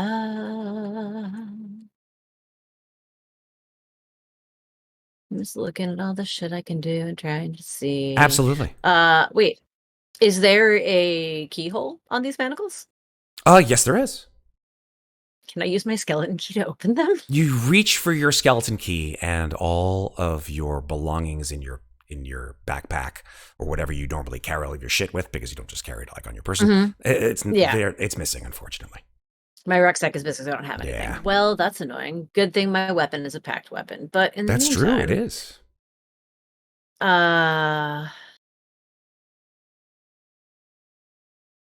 Jesus Christ. Strength check is not going to get me out of these. And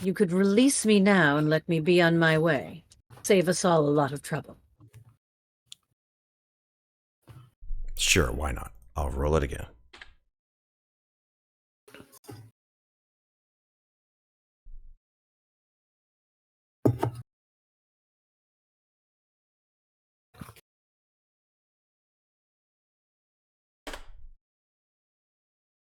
Oh, that's unfortunately even better. That's a 21. God damn it. Well, shit. So much for those spell slots. All right. Fine. You're clearly useless. And still in these manacles. I'm going to say, at the very least, you've got me trapped in a cell. Could you remove these? They chafe. The porthole shuts.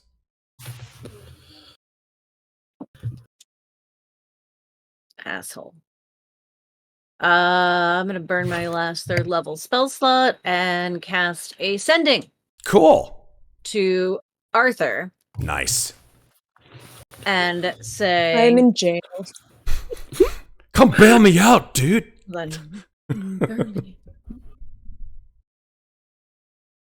Dad, help. Better call Saul. That's all I gotta say. No, okay.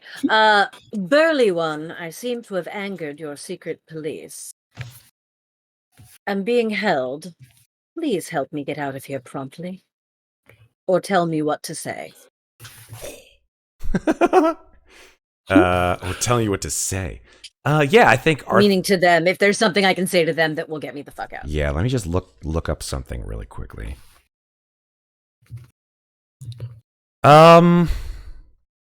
Oof.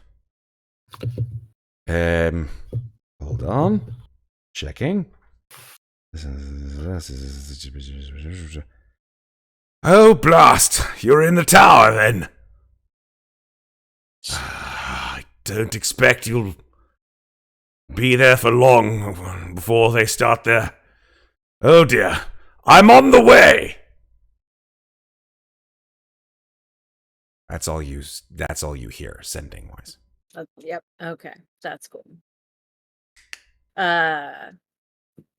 I need to see somebody to... I have to see them. Okay, damn it. I can't whisper icky nothings in the mind of the guard because I can't see him.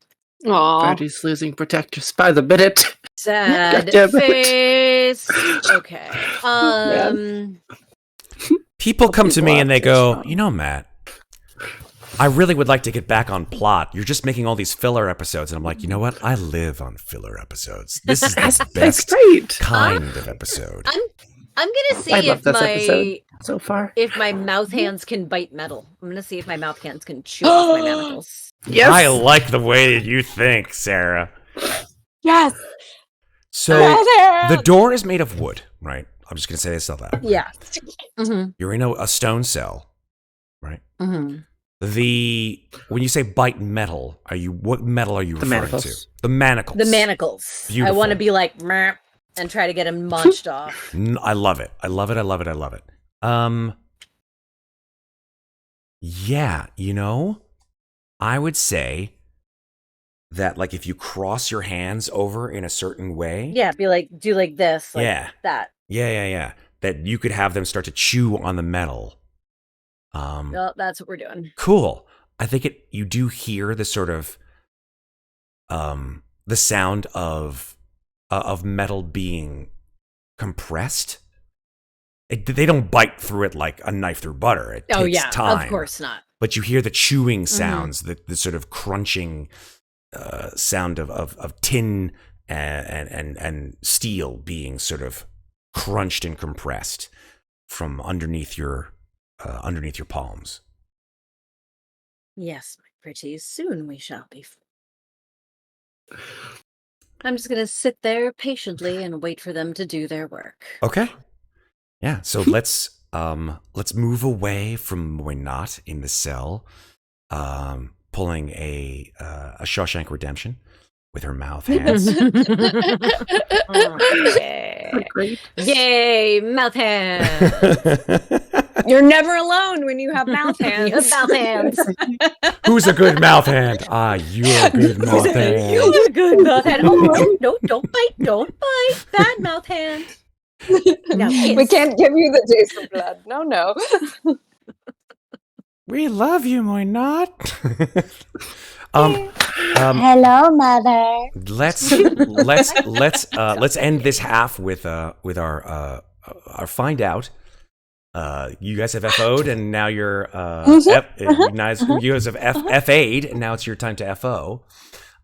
See, it's not a filler episode. Yeah. It's the find out episode. It's the find out. Exactly. It's a FAFO. It's a FAFO episode. It is a FAFO episode. So I think, every episode either fucking around or finding out. it is indeed, and I think that Mikmick, your eyes open, and you look down at yourself, and you are truly weirded out because your hands are tied, your feet are tied with fine silk ribbon, and you are still in your armor, but above your armor, atop it, I should say, you are dressed in a fine suit with a little bow tie.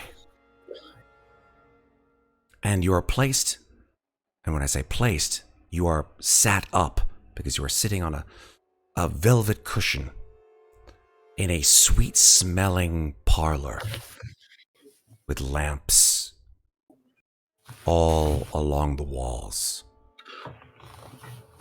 And you look, and there are dolls of you everywhere. Oh, of you. Oh no. Everywhere. They look like little versions of Mikmick.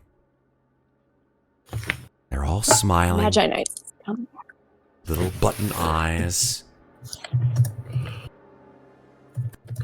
And beyond them, this figure draped in a long flowing dress with that veil on her head, still her face unable to be seen.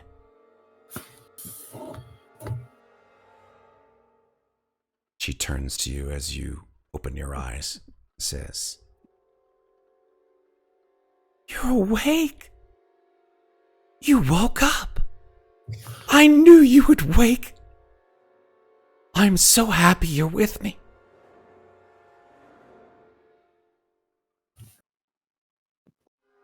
And Mikmick was just survey the area and just look back up at her and just say,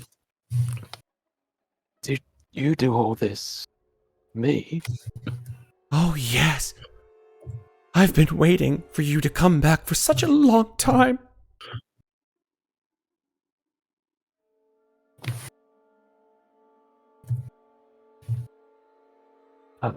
I don't know how to thank you. This is all very nice. You can thank me by sitting just as you are. Perfect. Flawless. Unmoving. Never leaving. Forever. Can you do that for me, my little child?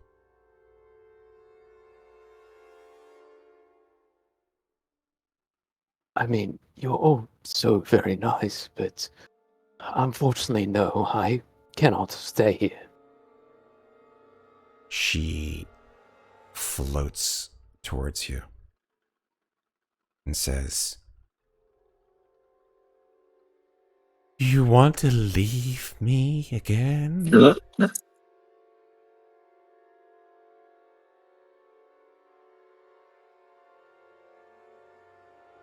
Did you want me to tell you the truth, or did you want me to lie to you? "I want you I'm telling to you the truth." stay. Her voice begins to croak underneath the veil.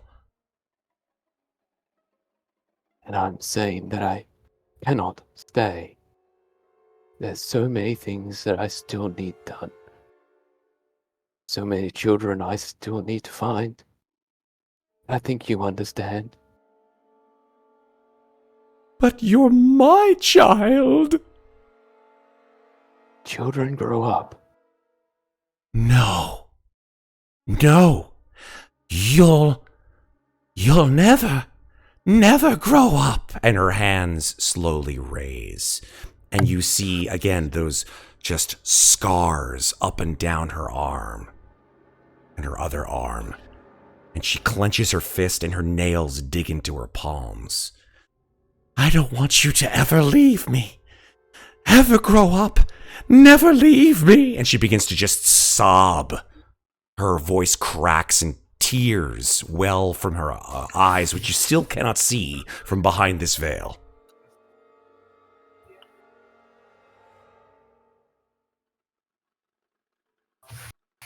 Okay. Unfortunately, sometimes you do have to let go of the things that you love.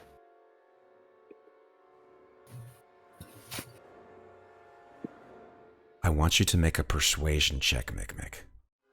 Okay. Charisma guy is making a persuasion Come roll. on, This is Charisma gonna be rough. King, you can do it. Just roll high. Sorry.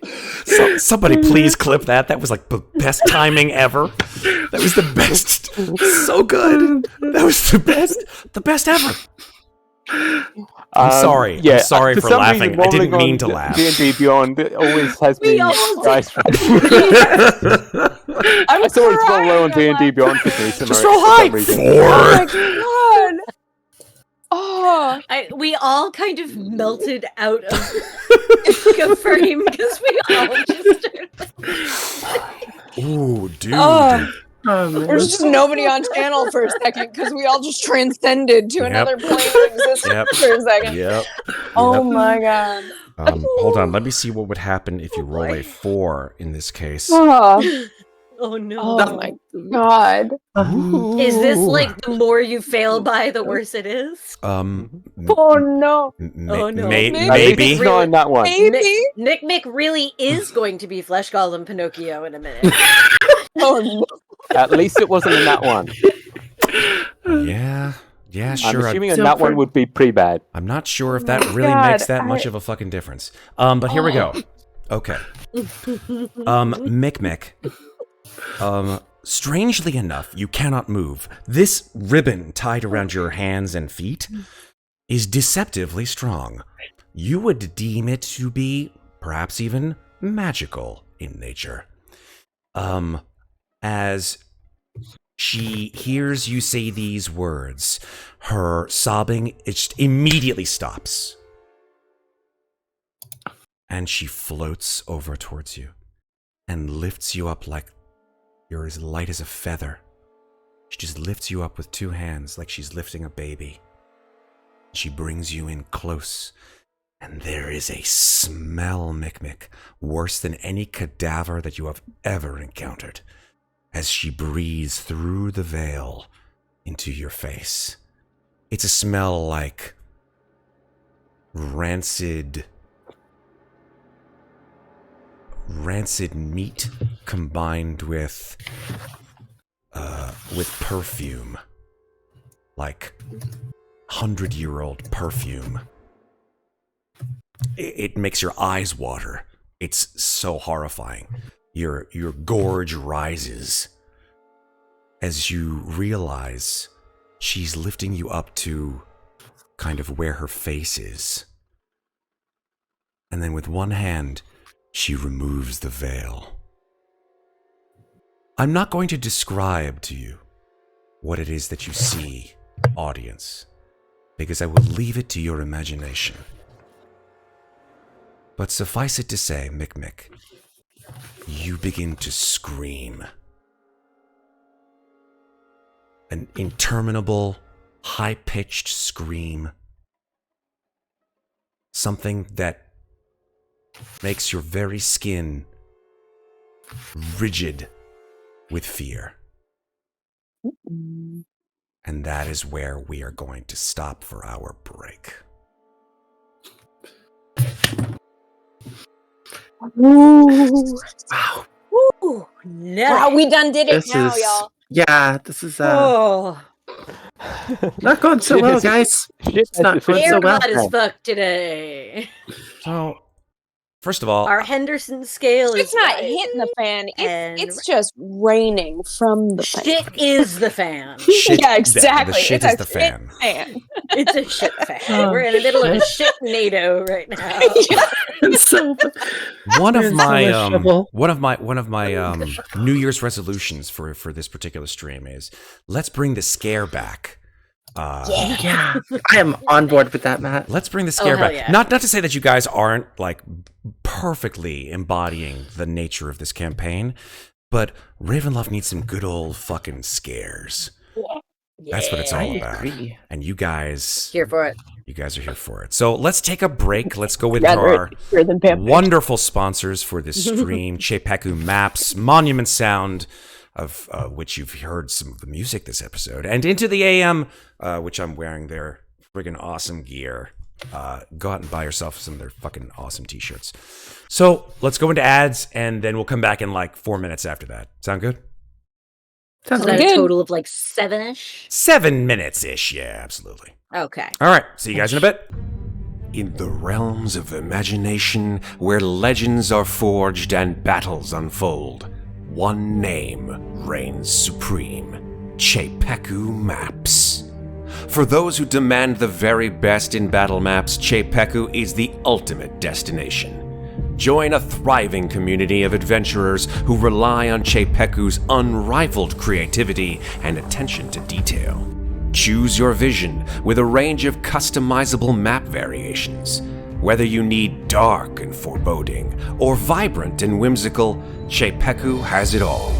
And now, brace yourselves for a new frontier. Introducing Chepeku Sci-Fi. Craft your own interstellar tales with maps that adapt to your every whim.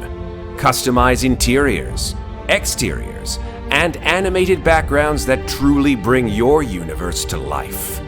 But that's not all. Immerse yourself in Chepeku scenes, cinematic vistas that come alive with stunning visuals and captivating soundtracks. With over 4,000 meticulously crafted maps, Chepeku caters to game masters across all genres. They're not just maps, they're your gateway to limitless storytelling possibilities. Don't miss out. Subscribe to Chepeku's Patreon channels for exclusive access to these incredible resources.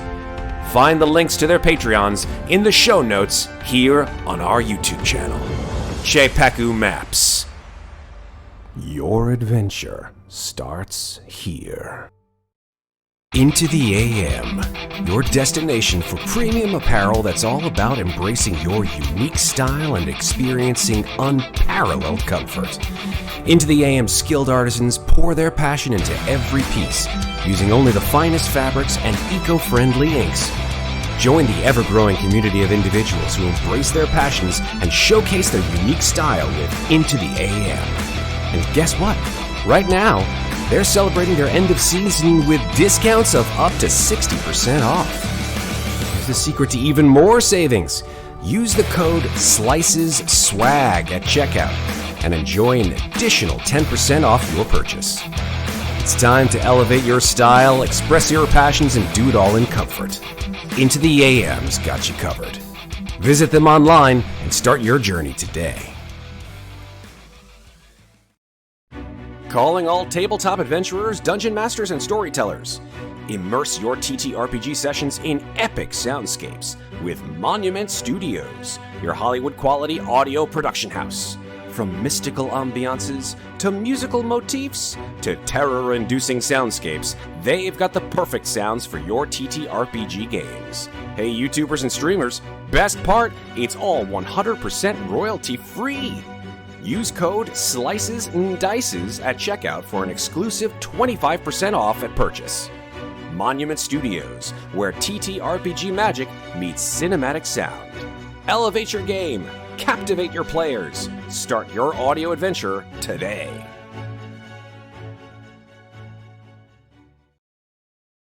All right, we're back. Hey, everybody. My voice is somehow surviving still. You're doing great. We believe in you, Matt. I believe in me too. Thank you.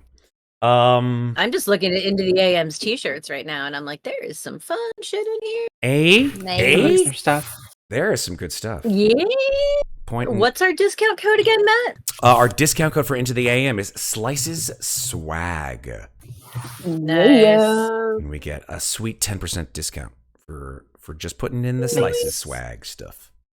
Awesome. Love it. They are so goddamn soft. I use them every day, and they don't pill up. And I know. I was like, shrink I was thinking, like, I need some more work shirts because I wear t-shirts to work every Hell day. yeah. So like, some fun shit in here. I'm done shilling for them. Let's play some more D&D. Yeah, right. Moving on. Let's go back to the weird creepy Away shit we happening go. to everybody. Right. I'm going to then say Mikmick, or I should say Red, in the interim, has decided that he's going to use some of his character stuff, which is I am good with. So, Red, tell us what happened. Okay, so first of all, I've got because being a reborn, I've got the knowledge from a past life, which means I can roll a d6 after seeing the roll, which I have done, and that's what you can see in chat. I rolled a 4 on the d6. Yeah. And also, I've got Flash of Genius, which uses my reaction Nice. to give me a +3. So that takes my total for that persuasion that I got 4 on up to 11, which is over 10. Nice. So something different may happen. So something different So has maybe happened. not screaming into the wind. I mean, I think that the overall effect is screaming how long the residual effect of what has occurred, and probably the lucidity that Mikmick has is somewhat different, I think. Gotcha. Again, I'm going to leave the visage of this woman up to your imagination. Each individually of you who have heard, it could, span the range of whatever awful nightmares are in your head of what is underneath the veil. But yeah, suffice it to say, it ain't pretty. What I will say to you, Mikmick, as well, though, but having reached 11 on your on your saving throw there. Oh, sorry, it wasn't a saving throw. It was a skills an ability check. You made a persuasion check. Is that you're able to look around a little bit, and you're able to see that the dolls of you that look very, very similar to you. Your eyes just sort of flit to these figures on stools and sofas and settees throughout this room.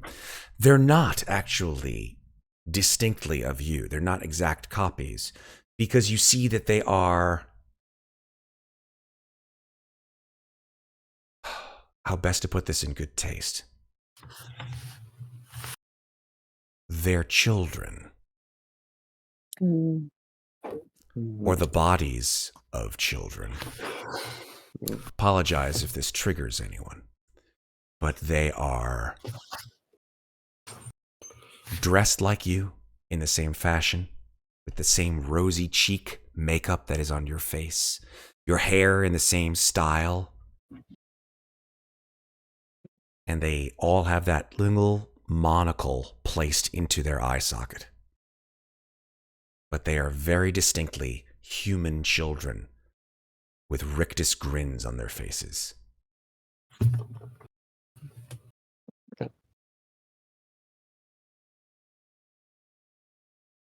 What do you do? You're in this woman's grasp.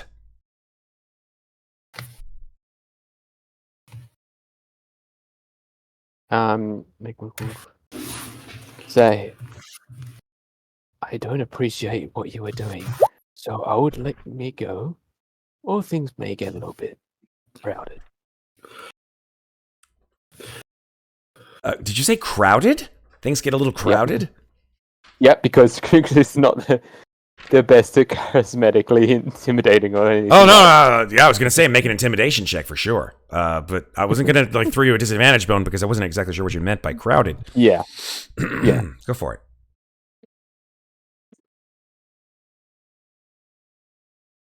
Anything you can do from that? I know you still have some tricky tricks that you can use if you want. No, you got I yourself a use my 5. reaction, so I'm not sure if that's... You can. technically That's the right- right. You can't use your reaction, but you still can use your thoughts from a previous life or whatever the hell.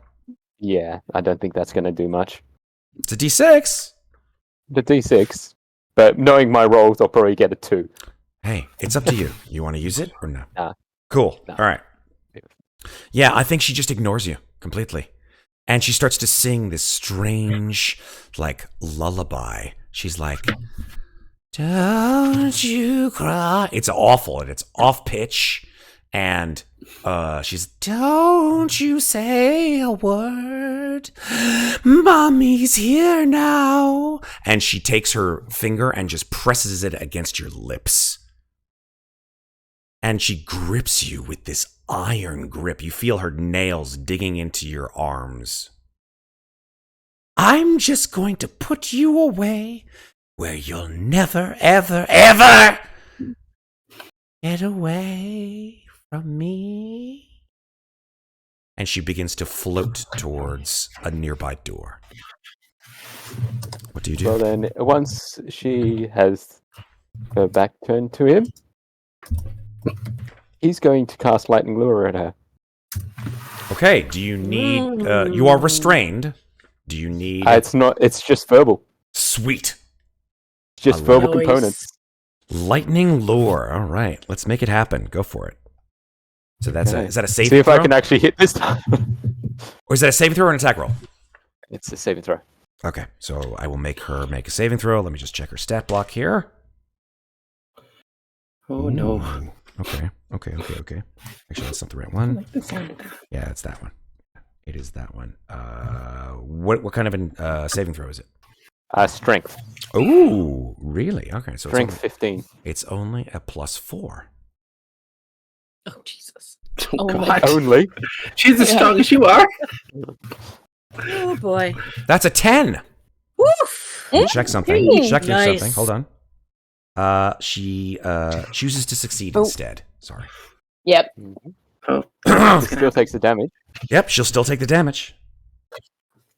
but she's just not pulled towards me. All right.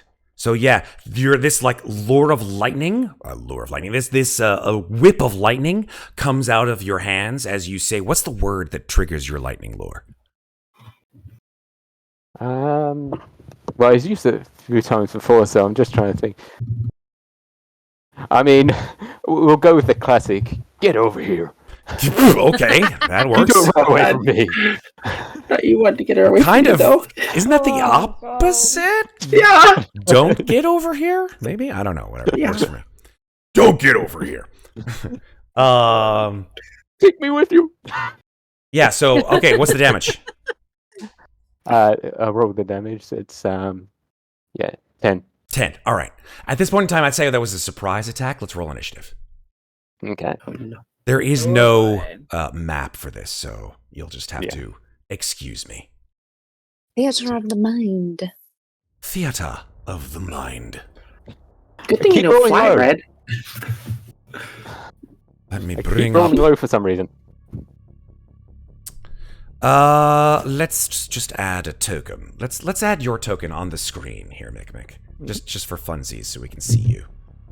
Where are you? There you are. Here's Mikmick. He's taken over the world. He's enormous. I'm at the Institute, so it makes sense. Yes. Well, actually, no. You're actually in Martira Bay. So let's move you closer to Martira Bay. Totally fine. So let me just add the. Give me 1 second. Yep. Here we go. This is the token for this creature, which doesn't really have a good token, but hey. Boop. I mean, Relentless slasher. Oh no. The Yeah, relentless slasher. Oh, Against that the sounds Missionary. There is indeed a Nice. yes. There is indeed a creature from our lovely Van Richten's Guide to Ravenloft called the Relentless Slasher, which you can use to fill in the serial killer in your everyday life. Here we go. So totally normal. Totally normal. So, how much damage? Was I mean, that? that's Dark Elemental shit. Was how much damage was it? Sorry. It was 10. All right. 10 lightning. But 10 lightning, and you got a 9 on your initiative. Mm-hmm. And the I'm just gonna say it doesn't really matter in a two-person thing except to see who goes first in initiative here. The initiative that they rolled was a 13, so they will go first in their attacks. All right. 10 lightning, huh? All right, no problem. The creature drops you on the floor. You are restrained still by these ribbons. Mm-hmm. I will say that they pull this wicked-looking sort of fillet knife. This sort of long, thin blade that's nicked and scarred by God knows how many things that it's slashed through in its lifetime. And she will make 2 knife attacks at you, screaming all the time, "You'll never leave! You'll never leave!" First attack is a 26. 26 will hit. 5 slashing and 19 necrotic damage. Nice. Okay, so that's Now you are total- restrained. We're gonna have to rescue Mikmick from the dollhouse. Yeah. Okay. So what was that 15 and 9 you said? So Or? 9 slashing and 5 slashing and 19 necrotic damage. I don't Okay, know if so there's any that's- much I have to rescue. 24? That's 24, Come back. right? I always come back. Okay, 24 damage. Yep, that's on the first attack. Now, Mhm. you feel this blade stab into your chest, Mikmick. And you look down as the blade expels itself from your chest, and blood starts to just fountain out of your chest, more so than any battle that you have undergone. You have suffered a lingering wound. Okay. This is going to cause you to take necrotic damage at the start of each of your turns.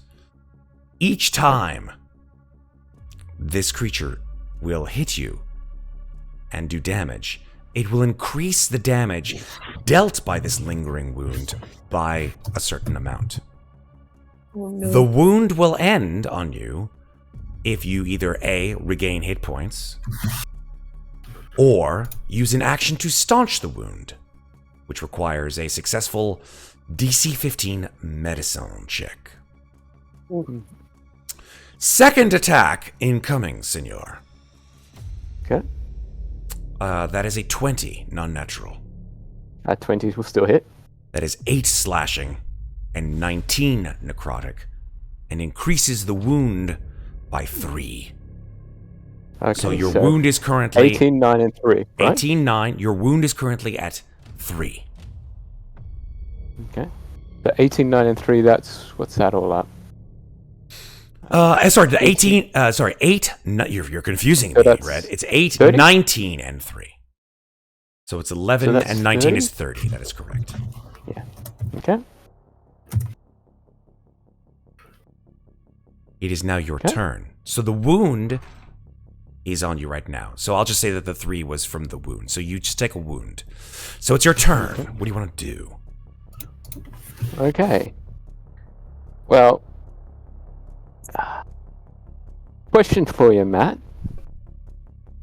Mikmick has the mist form or gaseous form. Yes, he does. Is that verbal and somatic?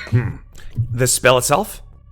Yeah, because I'm not sure if it's a different kind of spell because it's part of what he is now. That's a good question. It is as per the spell, and the spell, or the potion, which actually is the same as the spell. Gaseous form is verbal, somatic, and material, but the material doesn't really matter in this case because there's no gold cost to it. But it is concentration. Okay. Well, in that case, Mikmick is still bound, so he's going to try and break out Okay. as best he can. So you would use your action to break out of these ribbons. Yes. Okay. I can break these cuffs. I like the reference. I will say, if you attempt to break out of them, it is not like breaking rope where it's like you use a simple DC. Mm-hmm. I will say that it is with disadvantage because of the material by which these ribbons are made. So you can make your athletics or acrobatics check, but it is with disadvantage. Okay. Athletics or acrobatics? Okay, I'm going to go athletics at disadvantage. Is that one? Let's see if that one goes. See if my great rolls have been great so far. With disadvantage, that is a 10. Yeah, that's a natural 2, by the way. Oh, Lord. Yeah. So Good you grief. just try with all of your might to pull your arms apart to try to sever these ribbons, and they just sort of stretch and bite into the flesh of your arms. Okay, You still have your movement. I do. I'd say this room is about 40 foot wide by 20 foot deep. There is a door at the end of it. And there are chairs, settees, and couches peppered throughout.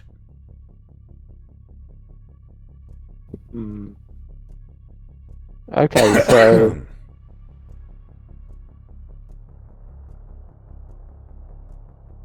I think he's going to try and run. There's Okay. not much else he can do, so he's going to just try and run. Where are you running?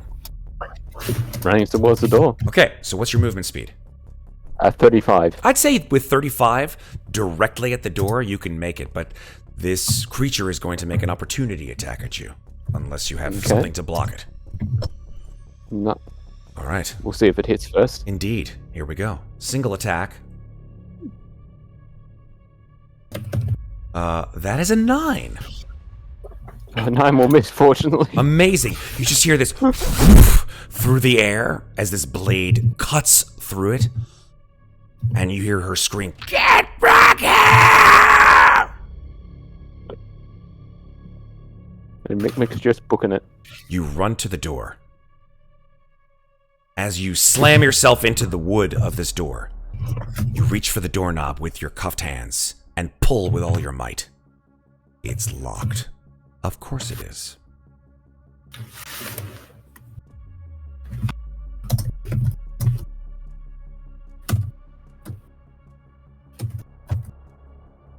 That's my movement. That's your turn.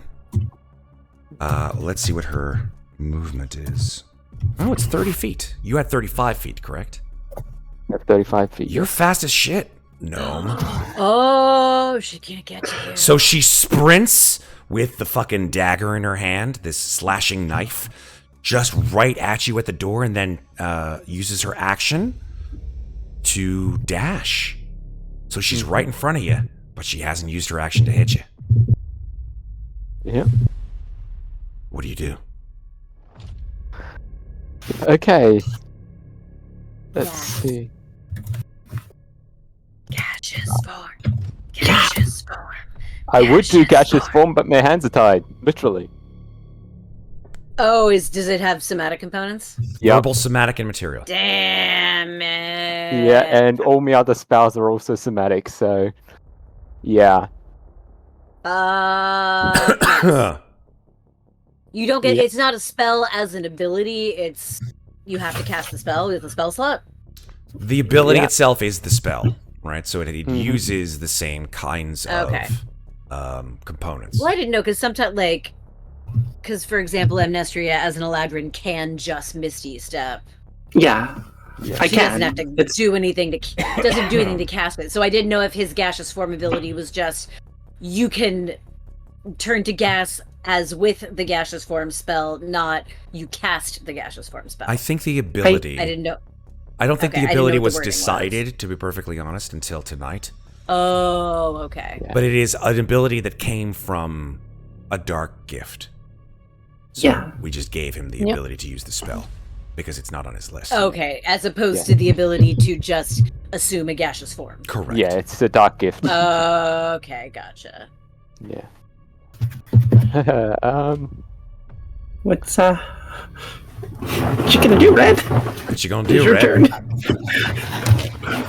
This is a tense fucking episode, yo. What's going on? Yeah. Yeah. Mikmick's Everyone's going gonna to die. do what he can, and even though he's threatened, he's going to try and pick the lock. Okay. Oh. So I'll say sleight of hand check. Mm-hmm. Can't watch. Freaking hell! What would we roll? Not a 10 at all tonight. I think he, No, he hasn't. could potentially break double digits here, folks. I mean, Oh, wow. Red. Dice I do mean, Mikmick not has been like jonesing. red platinum tonight, folks. I He's mean, been jonesing to bring Zargul into this game. apparently. You want another Or, dark you gift, know, Getting Red? it over his 10 wouldn't do He anything, would it? comes back with another dark gift and just looks like a doll. He has button Actually, eyes now. question, Mikmick, how many? This is just for my own edification, not because I'm planning anything. But how many times have you died? I've only died once. I've Okay. been knocked out a few times. Cool. Just making sure. More than a few times. How many times have you died in Amnestria? Well, I've died once as Amnestria. Fair. And I think Muadnhait, same thing for you. And now Louisa, the same No, I've thing died for you. twice. You've died twice. You Yeah. died once. No, I've died. Oh, that's right. The dark gift of the hands was from the Ember Plinth, not from dying. Yes, and Okay, the yeah, dark no, gift then I I'll- have Then I've died for the once. truth. Okay, thing because I didn't is remember you becoming dying as a many truth. times as Zeke. Yeah. We've all died No, once. nobody dies as many times. Well, Craw. But, sorry. I think I beat his record for like in-game same character deaths though. Maybe. I think you're probably right. But back to Zeke this. died like 3 or 4 times. Yeah, sorry. That's right. Mikmick, your fingers fumble, and like your thieves' tools that you pulled from your belt, you stuff them in the lock, and it's just too many at a time. You're like, damn it, and you try to like yank them out, and little bits Can you do your of metal adding sort of dice spark. things? Did you want to Can use? you flash of genius yourself? Can't flash of genius. I mean, as a reaction, actually, you can't flash of genius from your own action. You can't. You can flash of genius your own saving throw, right? Okay. It's ability check. It is an ability check, Mm-hmm. but you can't like reaction on your. Well, you can reaction on your turn. Yeah. I don't know Which if it'll make a technically this is my difference, turn. though. Yeah. But yeah, I'm Well, not flash- gonna Yeah. bother because the best I can do is get basically maybe a 13, which I don't think I'll probably get. I don't think that it's worthwhile. I agree. Save it. Yeah. Cool. So okay, this horrible, weeping woman says, "Where are you going? You're not leaving me!" And she just slashes you psycho style twice.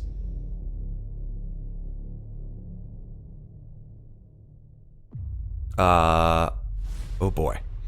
The first is a What would that like to- 22 to hit.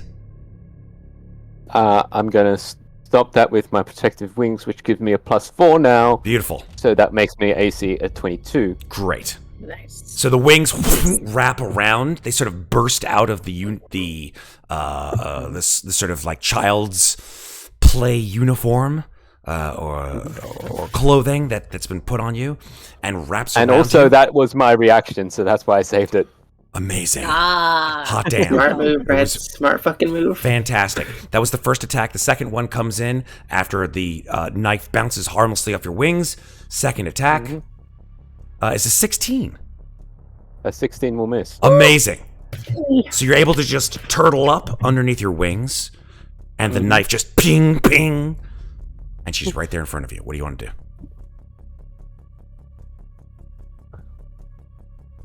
Mikmick still wants to get out of this place, so he's going to try with thieves' tools again. Okay.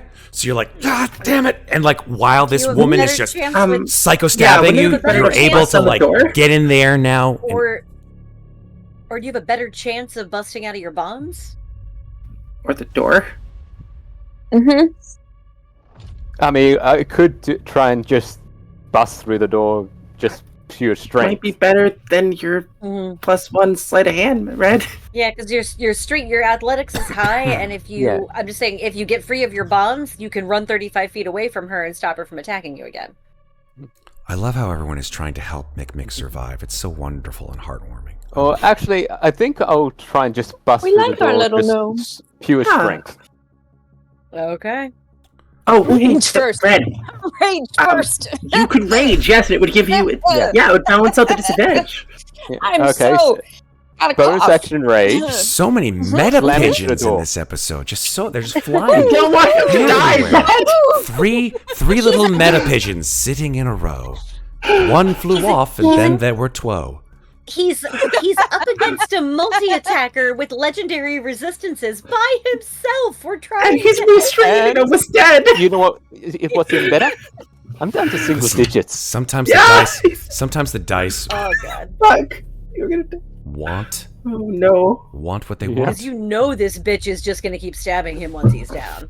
Mm-hmm. It's possible. Yeah. She is the Very type. possible. She's talking- got a room full of dead children. I mean, this Yeah, is exactly. this is the Bates Motel episode, didn't I tell you, folks? For real. All right, so what are you doing, Mikmick?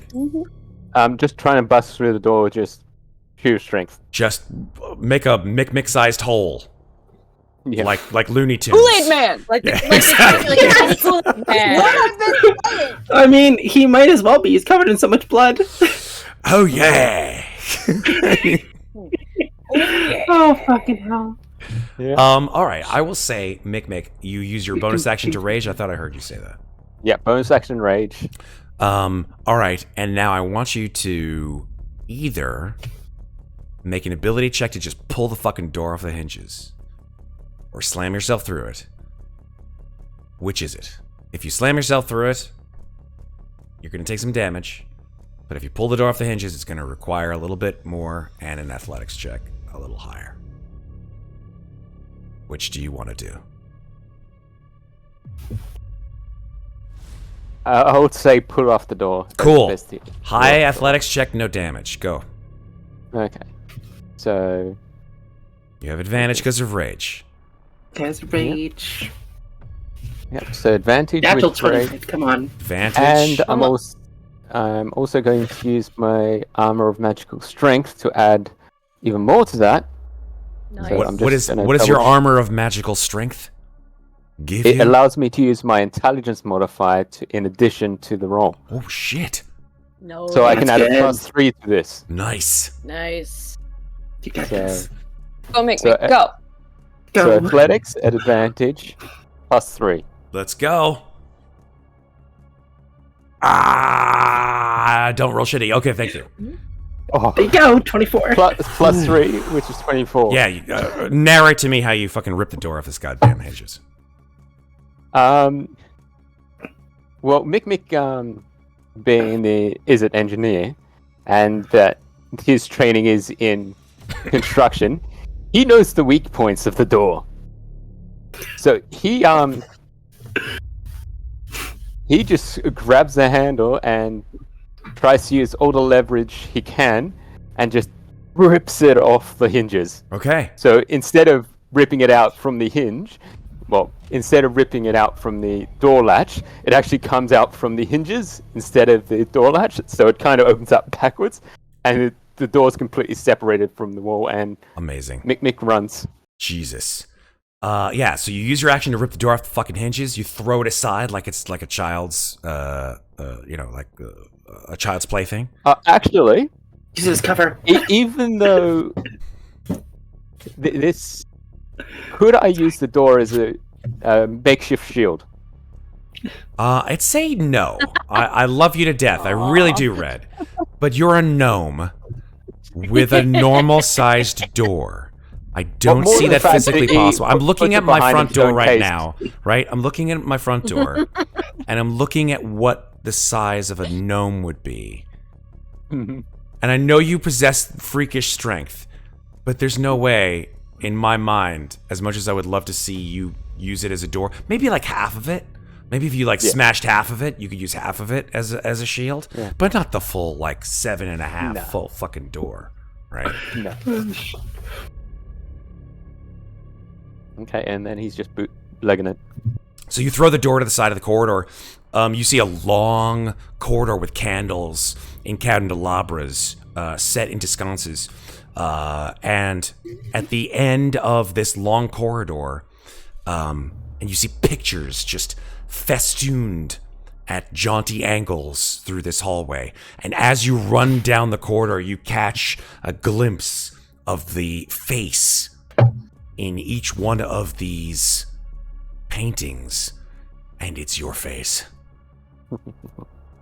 Every single one of them. Hundreds and hundreds and hundreds of them. Some are paintings, some are drawings, some are etchings. You pass by like a small bust. It looks like your head. They're all Not of creepy you. at all. Nope. You reach the end of the hallway, and you're at a T intersection, left and right. Which one? Left. Cool.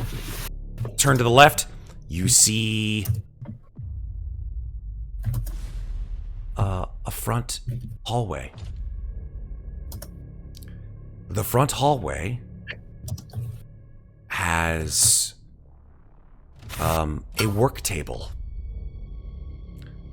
You know it's a work table because you've had work tables that are very similar to this, and they are just cluttered with tools.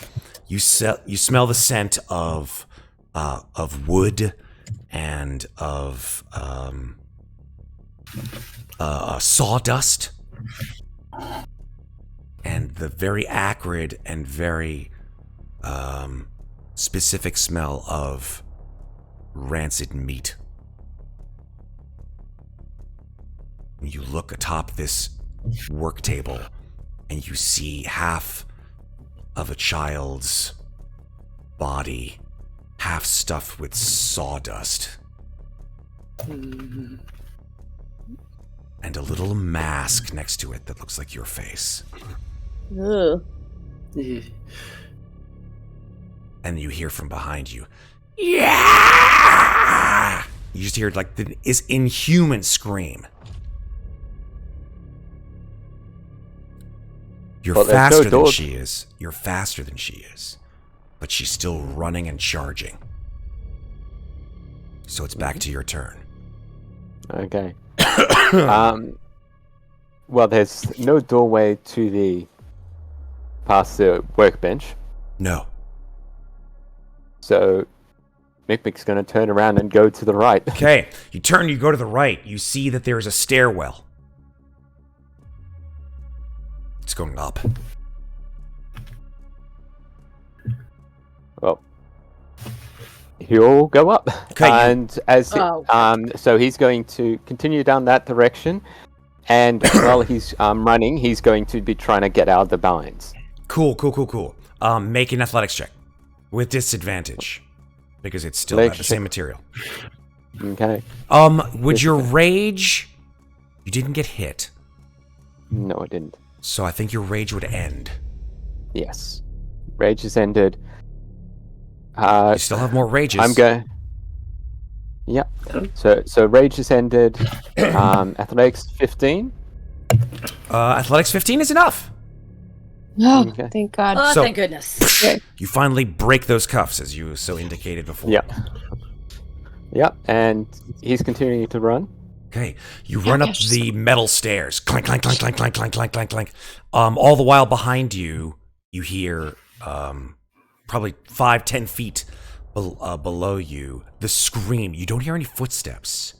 That's the eeriest thing. You just hear the voice coming up the stairs. You make it to the first landing. You look. There's one hallway and only one. It's about 10 feet wide. And there's a roaring fireplace, a beautiful bearskin rug, a beautiful house interior, and sunlight streaming through the windows.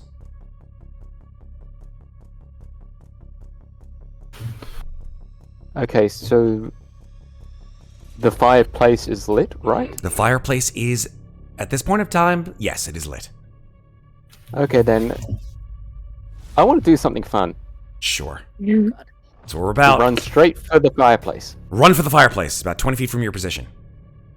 Run straight for the fireplace, and then basically step right into the fireplace, and as he does, gaseous form and fly up through the chimney. Fuck yes. I love the way you think. Nice.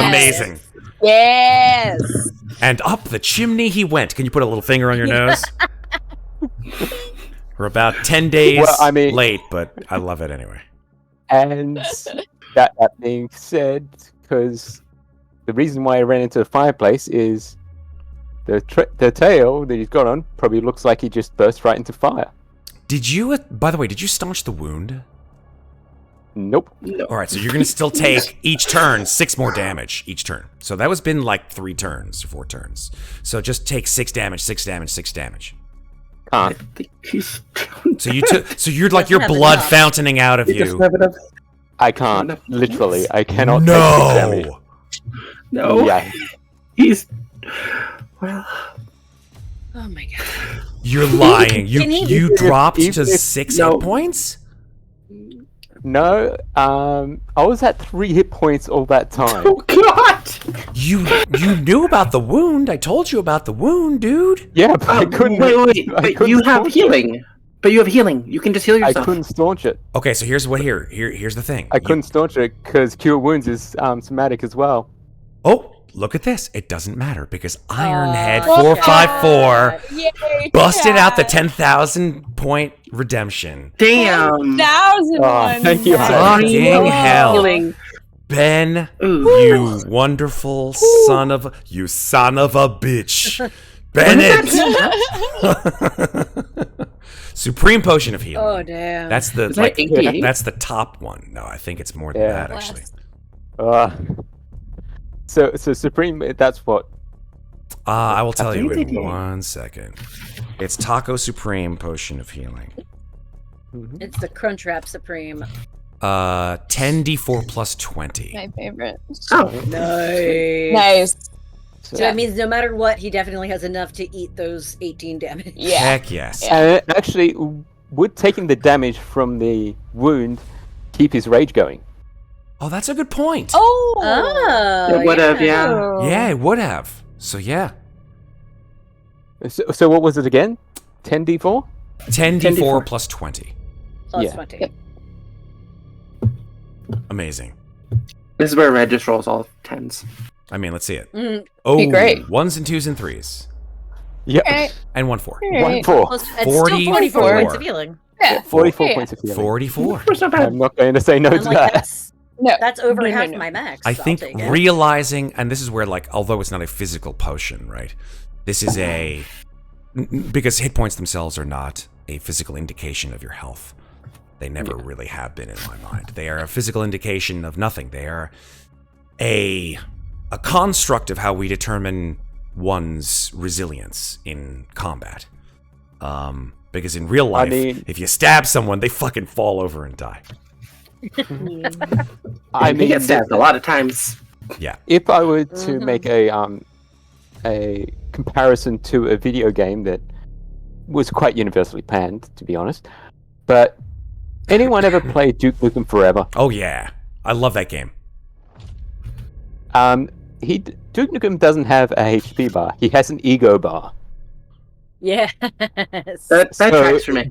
So the only Mhm. Yep. damage he takes is just bruising his ego. Okay. So that's basically what HP is. It's just your drive to continue on. I mean, let me tell you something. If you wanted your ego, fanned, you should have just stayed because she was gonna like treat you really nice. So whatever, it's your choice. But you'd be dead. Yeah, but you'd be dead. So yes, I think realizing freedom, you burst into gaseous form, and feel the utter freedom as you eject yourself from the chimney above this house. You can still see in gaseous form, correct? Mm-hmm. Also, if we're going with the Christmas vibe, remember Mikmick did give a gift last session. What gift? No longer Christmas Red. Gave a He gave a music box Birdie to and Birdie. music box. Birdie.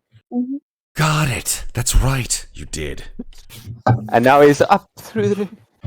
Old Saint Mick. Oh my God, he's Saint Saint Mikmick. White hair. Little Saint Mick. Lil Saint Lil Mick. Saint Nick. And he does have white hair. He doesn't have beard though. But he does have white hair. For now, he doesn't have a beard. He just delivers like body parts to people all through the land. Up on the housetop, little gnome paws. I wanna. Like, let's just continue this in our Discord because God knows we'll have the Tippity time. To tappity do world plus. All right. So Mikmick, when you become gas and rise through the chimney above this house, you are able to see in gaseous form that you are in an area of Martira Bay that is sort of clustered in and amongst sort of a rather sort of shabby neighborhood. Many of the houses are dilapidated and falling apart, but the outside of this house is actually beautiful. It's extremely well kept. Everything is in a perfect place. Every shingle is perfect, but every house around it just half destroyed. And you're probably a mile from the docks. The mists around the city are visible at this height, and they sort of inch around it, and like ghostly hands, like they're just coveting the entire city.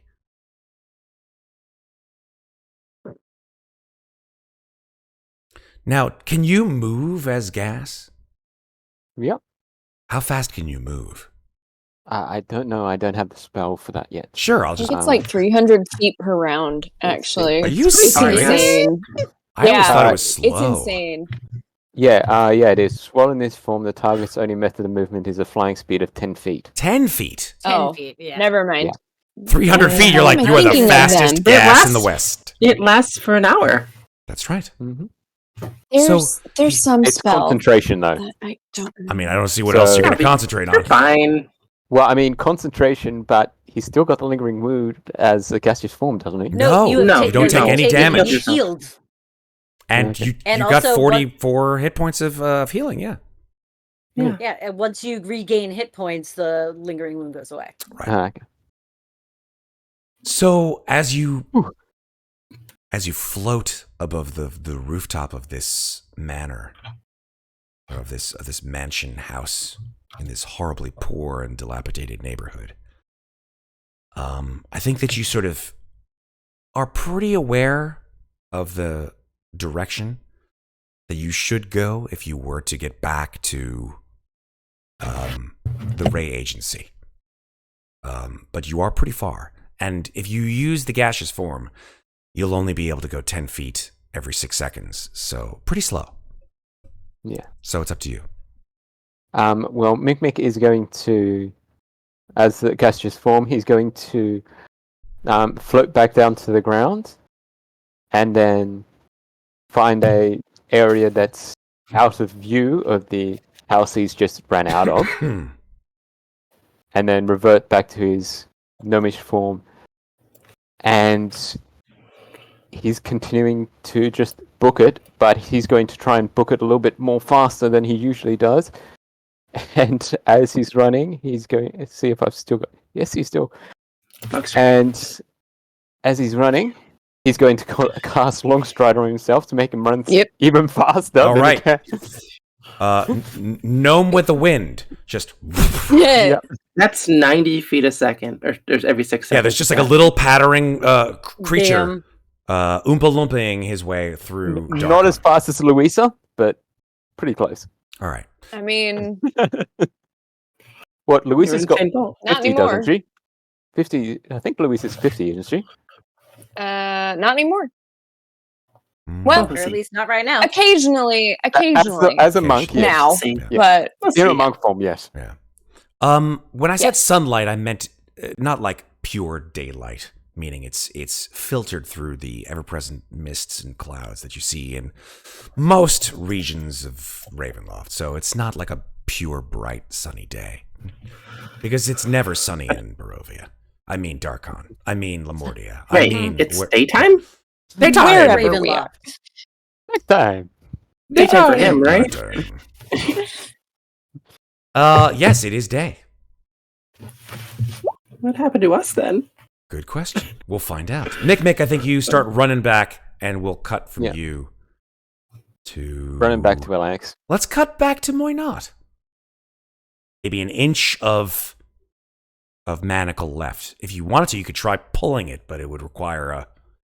Nope, I'm gonna keep my hands in this position. Cool. Let them keep doing their thing. You hear this knock at your door. The portal slides open again. Those two eyes staring at you, and they say, this sort of whisper says, "Are you awake?" Yes, I am. Someone has come to speak on your behalf.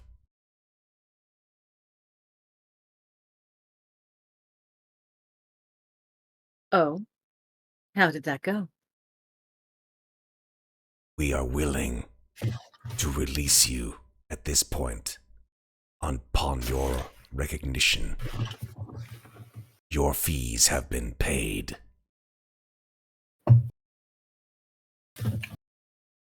Excellent.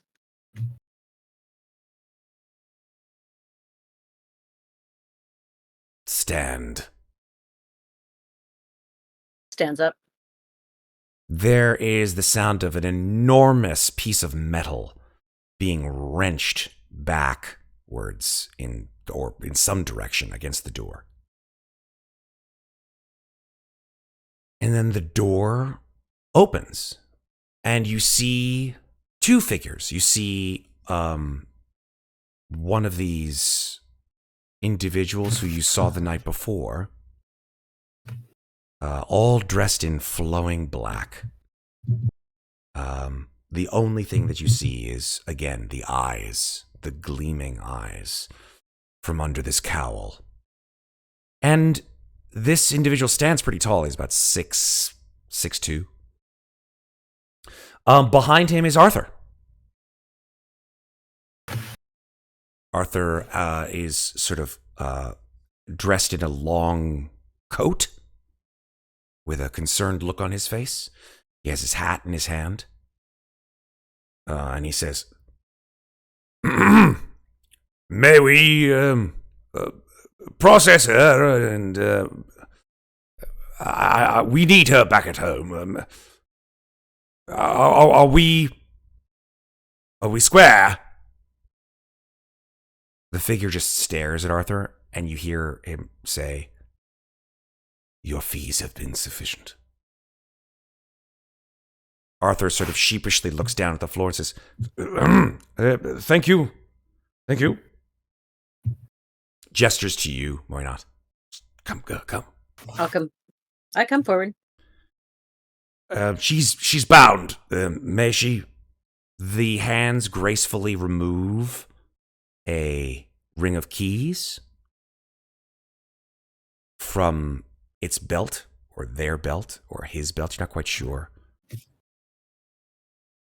And it removes one of the keys from the ring and places it into the manacle. And you hear a sharp click. And does the same for your feet. I step out of the ones that were around my feet, and then I just sort of let my hands open up, and I like to think that when they fall to the floor, they crack in half. I love it. Like, there's just like eyes. Like, all three of you look down at the ground, or maybe at least Arthur and this figure does look down at the ground. And then just back at you. Why not just looks at them, like, completely blank-faced? Shall we go? The figure steps aside, and Arthur sort of offers his arm. I will take it. All right. As you exit your prison cell, you see that you are in a long hallway made primarily of clean gray stone. There are walls.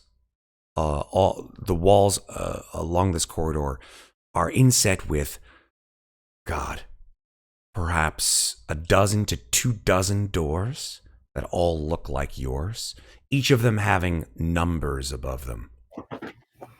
And as you walk past them, there are portholes for each one.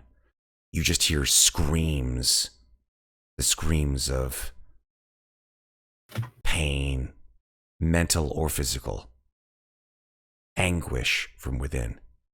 Arthur says, "Eyes forward, girl. Don't even pretend. Don't look back." Why not? We'll listen to him and just not say anything, keep walking forward. After a certain period of time, you do see more of these figures draped in black, only the eyes visible. They observe the two of you walking through the hallway. And Arthur, simply just sort of tips his hat to each one of them. Eventually, you reach a set of stairs, which you ascend to a large double door, a large wooden double door, attended by two of these black-clothed individuals. They, one stands by the door, the other walks to a large crossbar across this double door, and with absolute ease pulls this, which you assume to be 200 to 250 pound crossbar with one hand, just, and the door parts. As the door parts, excuse me, my voice is dying a little bit here. As the door parts, the filtered sun from Darkon's exterior begins to bleed into this space. And the black-cloaked individuals begin to shift slowly down the stairway, away from it. Arthur says, Right. Cheerio. And walks up the stairs into the light of day. As I walk sort of one step behind him, I do say quietly, I don't suppose they gave you my things, did they? He shows under his voluminous coat your rucksack. Mm-hmm. She nods and says, Thank you for your assistance. They were a surprise. That is what they have always made themselves be. That is their strength. I will wait to say the next until we are completely outside and maybe 10 feet away. Yeah. They don't seem terribly fond of sunlight. Do they come out at all during the day or only at night? Arthur sort of looks at you pointedly and says, "Oh, no one told you. They're all vampires." Apparently not. Well, that would explain the eyes. Sorry, Megan. I knew that was coming out as soon as you said it. Sorry, Megan.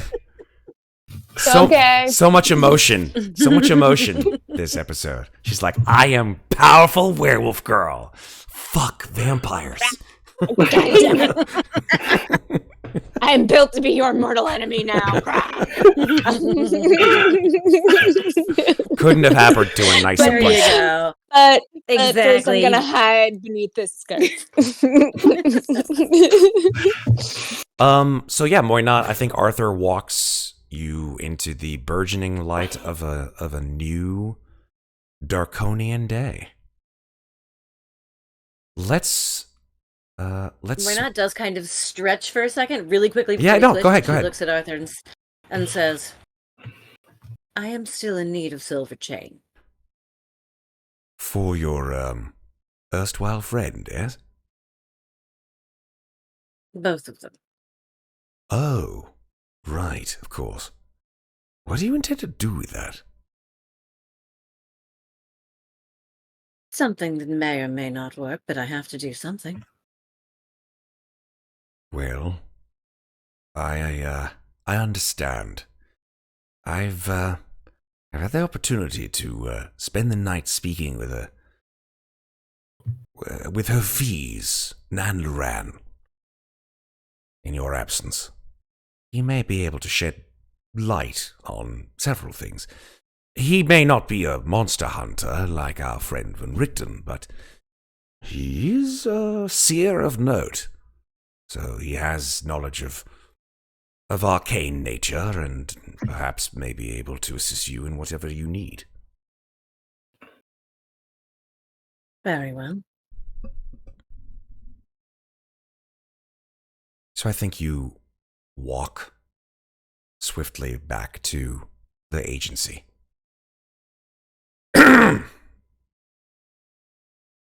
Amnestria, Hi. or should I say Oh. Oh. Ginnifer? Oh, God damn it. Emmy never gets to do anything fun. Jennifer's Come on. eyes open. And you are on the floor of a dirty, gray cell. In a pool of your own blood. Oh, joy. Ow. Okay. Am I wounded at all? The wound? Am I hurt? If there was a wound that caused the fact that you're now laying in a pool of your potentially own blood, you don't see it. Okay. I'm gonna sit up then. Okay, you sit up. See. The sputtering torches on the wall. I shouldn't say this, torches. These weren't these were gas lights. Yeah, I'd say the oil of the gas lights has probably run out by this point. Out. Yeah. I have night vision, no dark vision. Yeah, that's true. Yeah, you see in the darkness, you see a steel barred cell in front of you. Okay. Do I see anything in the cell at all? Yeah, there's a naked woman in there.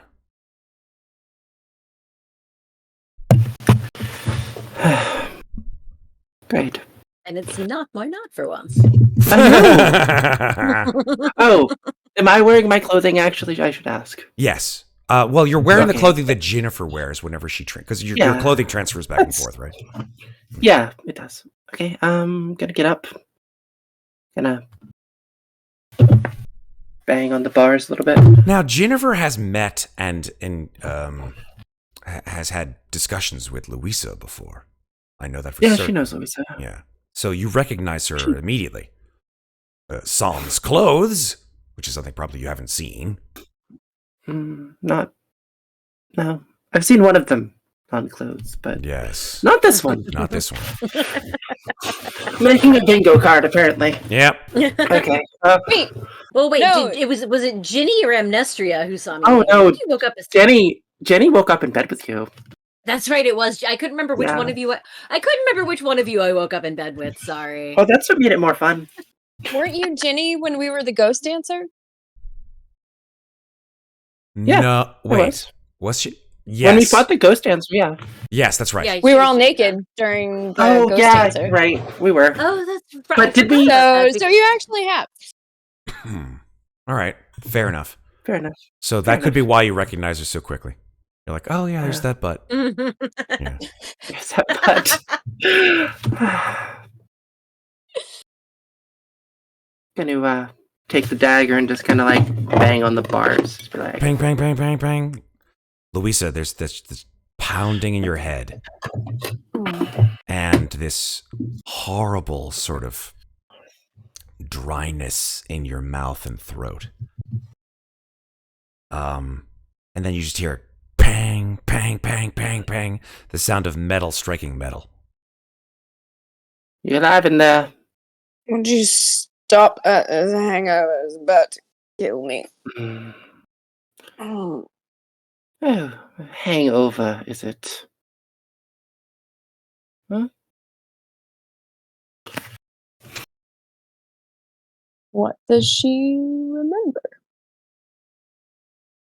The last thing you remember, Louisa? Mhm. You were looking at your daughter's face. And then this pain in your chest. And then after that, everything went black. And then it's the strangest thing. You feel like you were in a dream within a dream. Like you hear and remember the sounds of wolves howling. And the emotional resonance of that is not of fear. Because, I mean, you've spent your life, amongst all places, you spent one of them a good many years in Cartacos. So wolves to you are not pleasant animals. But yet, for some reason, Louisa, digging back into that memory, it felt nice to hear them. But then this sound woke you from that dream.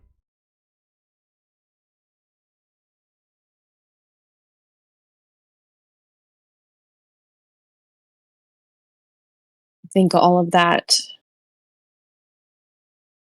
goes through her head. And then she shoves it all aside and just sits up and looks at Ginnifer in front of her. She goes, "Where's Bertie? What? You're back. I... What? Why am I... Where are we?" Oh, Do you want the short version or the long version? What do you prefer? I want to see my daughter.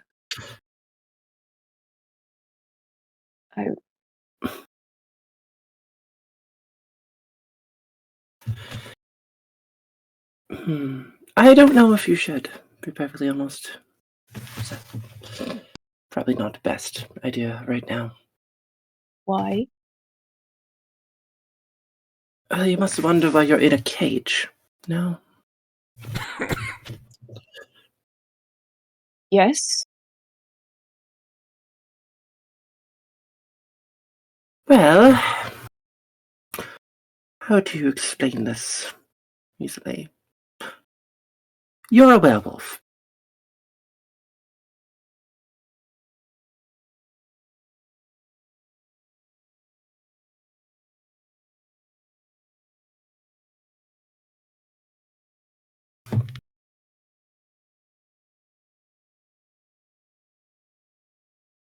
She looks down at her hands. And she's fully humanoid now. There's no trace of the hybrid form or anything. Just Nothing. Just your normal Louisa body.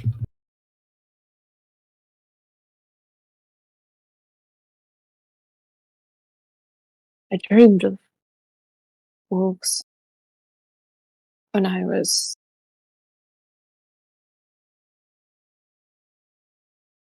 Ginnifer, be that as that may, where is my daughter? Well, let's see. I don't know.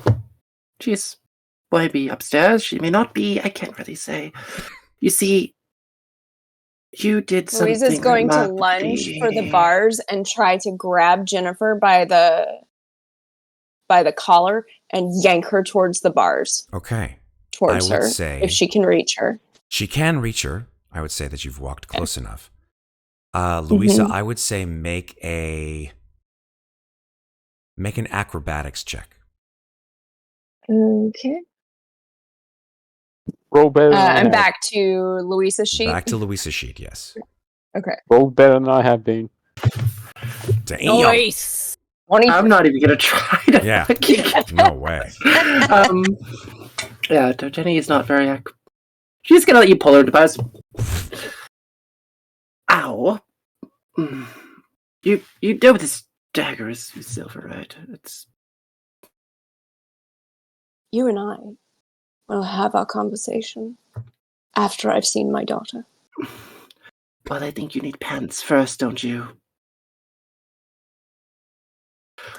Why don't you stay here? Give me a few minutes. I will find your clothing, and then you can see your daughter, if she's here. Is she lying to me? Insight check.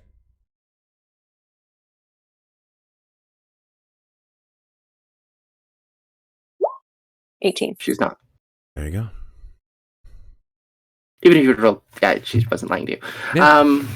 If you'll let me go now, I would appreciate it.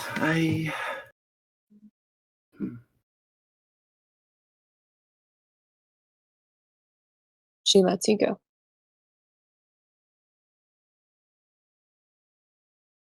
Here. I'm gonna go check the door and see if it's locked still. You walk over to the door. It is still locked. Great. Is there like a hole in it? Like a keyhole? Yeah.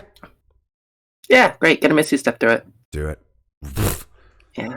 Louisa, you watch Ginnifer. Excuse me.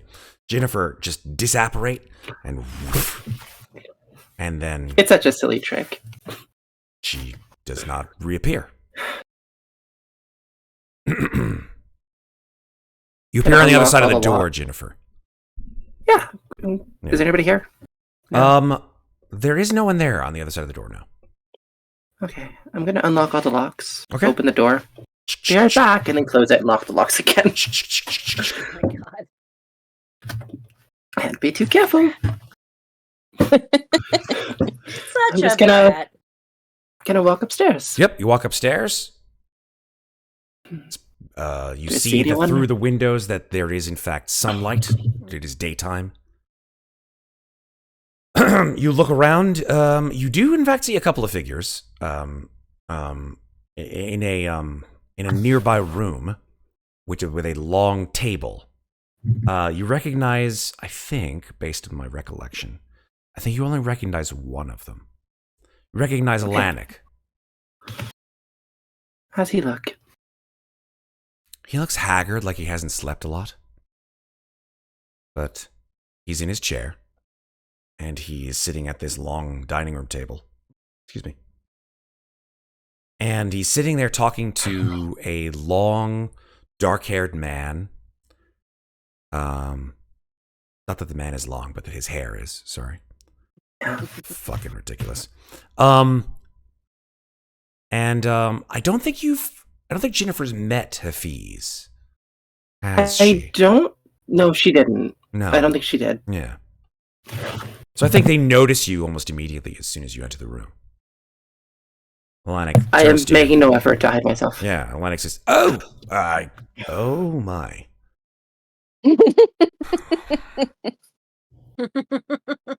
Hafiz stands up, Just looking. sort of nonchalantly walks over to you. Hello. My name is Hafiz Nadloran. It's a pleasure to make your acquaintance. Well, that thought. Atlantic, where are Louisa's clothing? Hafiz bakes a sort of wry smile and looks over at Alanik. Oh. Is she... She's naked. Well, I Quite would have naked. guessed, but she's reverting to her humanoid form. Right. I suppose. I see that in your face. I will be more than happy to... has Arthur returned? I don't Uh, know. He I went was to- in the He basement. went to retrieve my knot from the Tao's prison. That makes Neither. sense. It's neither way. Anyway, yes, I do have some extra clothes for Louisa. If you so decide Great. she would be better recruited, I will. I don't, No, please, sit. Sit. no, I'm a little preoccupied right now, Alec. Why is that? Well, I'm looking for clothing, which you tell me you have, which is great, but I'm also Yes. looking for Birdie. Oh, Where is she? well, Bertie is still with her father in the guest bedroom. Great. I'm going to go to the guest bedroom. Very, very well. I'll bring the clothes to Louisa myself then. Right. Give me, And if you could give me, say, 5 minutes. Your time before you locked her out. I don't understand your sentiment, but it's fine. And he just turns, he wheels People himself down the rarely hall. do. People rarely do. Hafiz smiles at you and he Anyway. says, I do.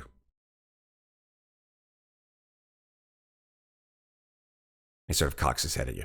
Thank you, I guess. Pardon?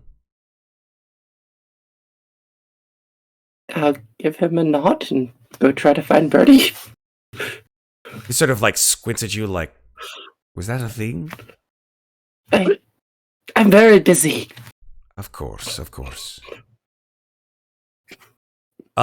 are you going?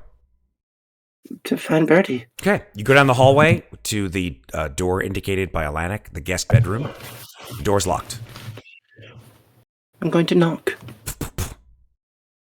No response. Going to wait a minute. You hear Jack's voice. Because you have met Jack. Have I met Jack? Yes, you have. I know that for certain. Hmm. Jack says, That's fair. the voice says, Alanik? No, but he's here. Is Could you open the door, please? it Rather urgent. Is it safe to come out? Not yet. Well, then why would I open the door? Because I would like to come inside. And while I'm not a vampire, I would still like to ask permission. Fine. Here. And then the door sort of creaks open an inch. You see Jack's face. Haggard. 5 o'clock shadow. Staring at you. I'm gonna walk inside. I thought you were the other one. The door closes behind you. Oh, she's not here right now. You sound the Can you leave a same. message, though? Don't tell me that. Anyway, I wasn't here last night. I do regret that. But I need to talk to your daughter. Birdie Very is sitting on the opposite bed. She's in her nightclothes. Great. She's hugging that bear. Smile at Jack. If you don't mind me taking a moment of your daughter's time, there's something I would like to do. Jack looks at Birdie and then back at you. What do you mean, do? I'm fixing problems that people have caused. Sometimes fixing them creates bigger problems. What are you intending to do? This is my daughter. Quiet. Gotta just push a finger against his lips. He sort of like brushes your hand out of his face and says, "Excuse me. You're extremely rude." I've been told that before. What are you intending to do? I've let you into our room. Now be straightforward with us, for God's sake. If you must know, I would like to help your daughter forget what she saw. What do you mean, what she saw?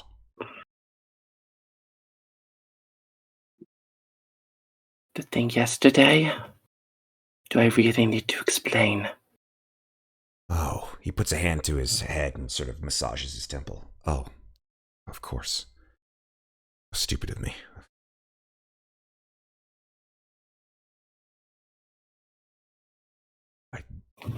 I guess anything that would. Wonderful. Yes, and he just sort of trails off. Birdie's just on her bed. Her knees are up to her chest. She's hugging her bear. Right. I'm going to do something I haven't done yet. Okay. That is roll a d20, which is a 1, which is perfect. Oh, okay.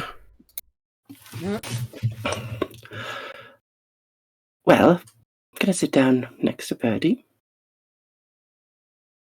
Hello, child. It's nice to finally meet you. Hello? You look sad.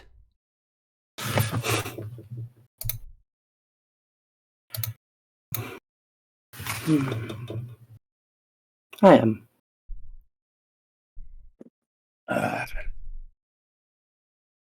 But I didn't come here for me. I came here for you. I would like to help you, you see. What do you want to do? Well, sometimes, child, there are things that we see in life that trouble us. Oh, I know all about that. Yeah. I would like to help you to forget some of those things if possible. You mean like how I forgot the bad man in my dreams? Something like that. Well, if it's like that, then yeah. If you want me to forget what happened to my... She gulps. To my mother.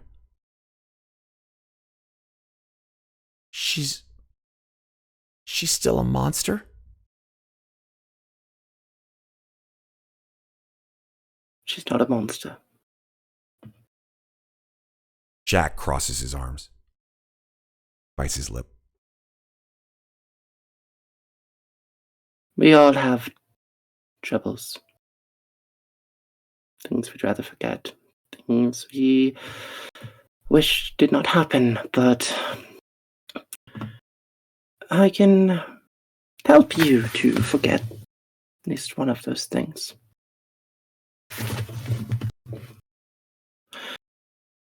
Because I've risked a lot to get you out of that nightmare realm, and that doesn't mean that you need to suffer with what you saw when you came out. So you want to take away my whole memory of her? No. I want to change it. To what?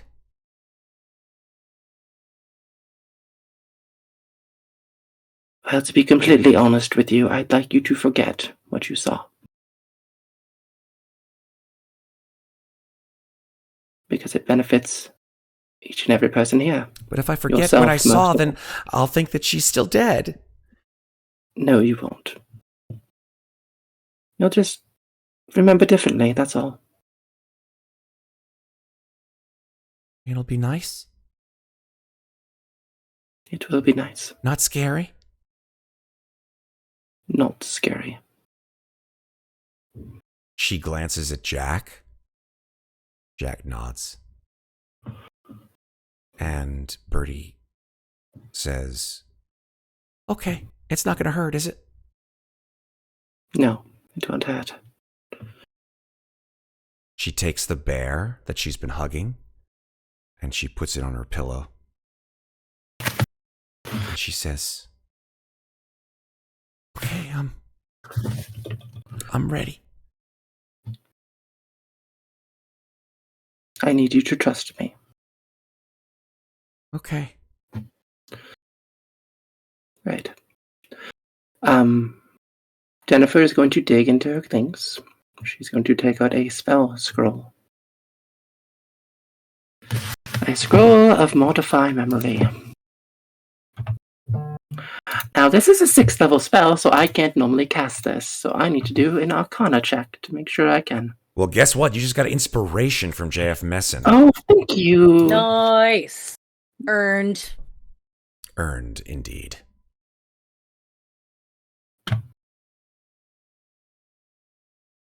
I believe the DC is... It's 10 plus plus the your spell level? spell level. That is correct. So that's a 16. Yeah. Well, we'll see what happens. Jenny has pretty good Arcana. And she has inspiration. Mm-hmm. Yes, she does. There you go. Damn. 19. With inspiration, 19. that gives you advantage. Inspiration. Yeah, it gives you advantage. Okay, so that's perfect. both Yeah, rolls I'll in take one. it. Yeah. Great. So with advantage from the inspiration, you got a 19.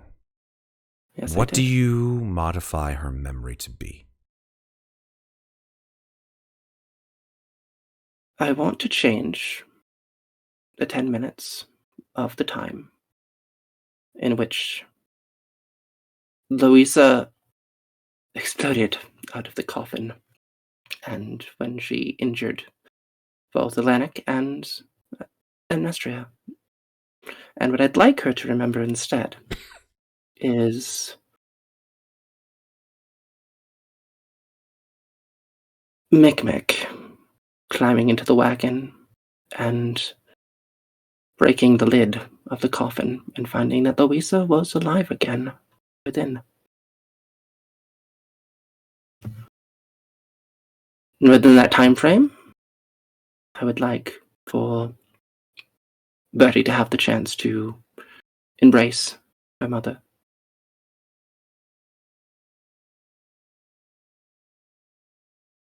And then for Louisa to go rest in the basement, for she has been so very tired. Okay. Birdie blinks twice at you.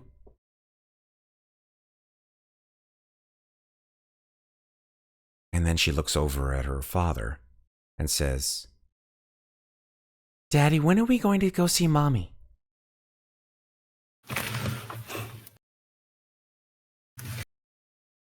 Jack gasps. Hi.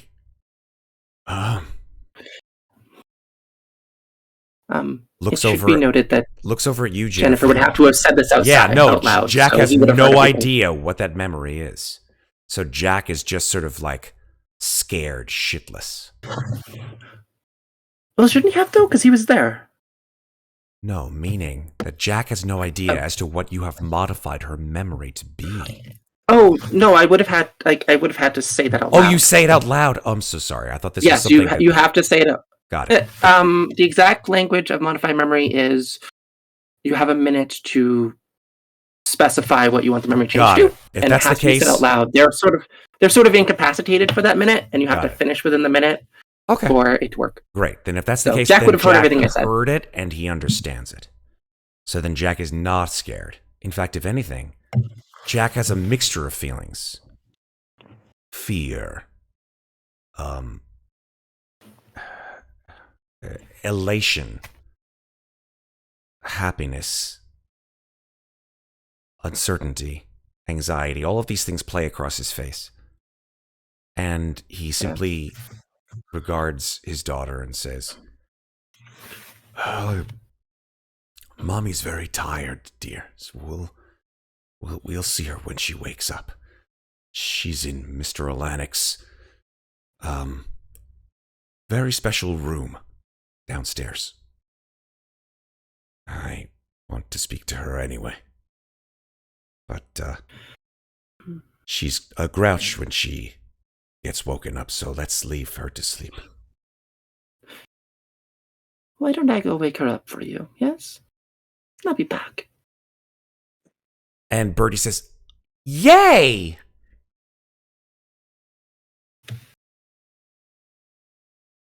So you leave the room, Ginnifer? Yes. As you do so, you hear a as the front door to the Ray Agency opens, and Arthur and Muadnhait stroll in. Oh, great. More people to talk to. Muadnhait does not say a word to her and just walks past her. Love it. And goes and finds a comfy chair to sit in. Yeah, there's one in the parlor, probably. I want to message Muadnhait. Mm-hmm. And I want to tell her what I've done. And to ask her, because I know she can do the same thing I'm doing now, to tell the others. Except for Jack and Bertie, because they already know. I'm basically going to tell her that I fixed the problem. I'm going to go see Louisa now. All right. All right. Yeah, Muadnhait will quickly message. Well, Mikmick's not back yet, but she'll... And she assumes that... You just said you're going to see Louisa, so she assumes you're going to tell Louisa, so she doesn't need to message her. So she'll look up at Arthur and say, "The cold one fixed the child's memory." Oh. Well, I suppose that's a good thing. For the child, of course. Still doesn't fix the problem. Well, no, there's only so much one person can do, but it's a start. It fixed a problem. Well, that's a step in the right direction, as my friend would say. Indeed. Gonna message. And Muadnhait is just going to like kind of. What's that? Oh, I said I'm going to message Muadnhait and say I have a name. Oh, you have a name. Muadnhait's going to message you back and say, "I'm sure you do." And then fold herself into the chair and kind of, because she did not get a long rest and she is very tired.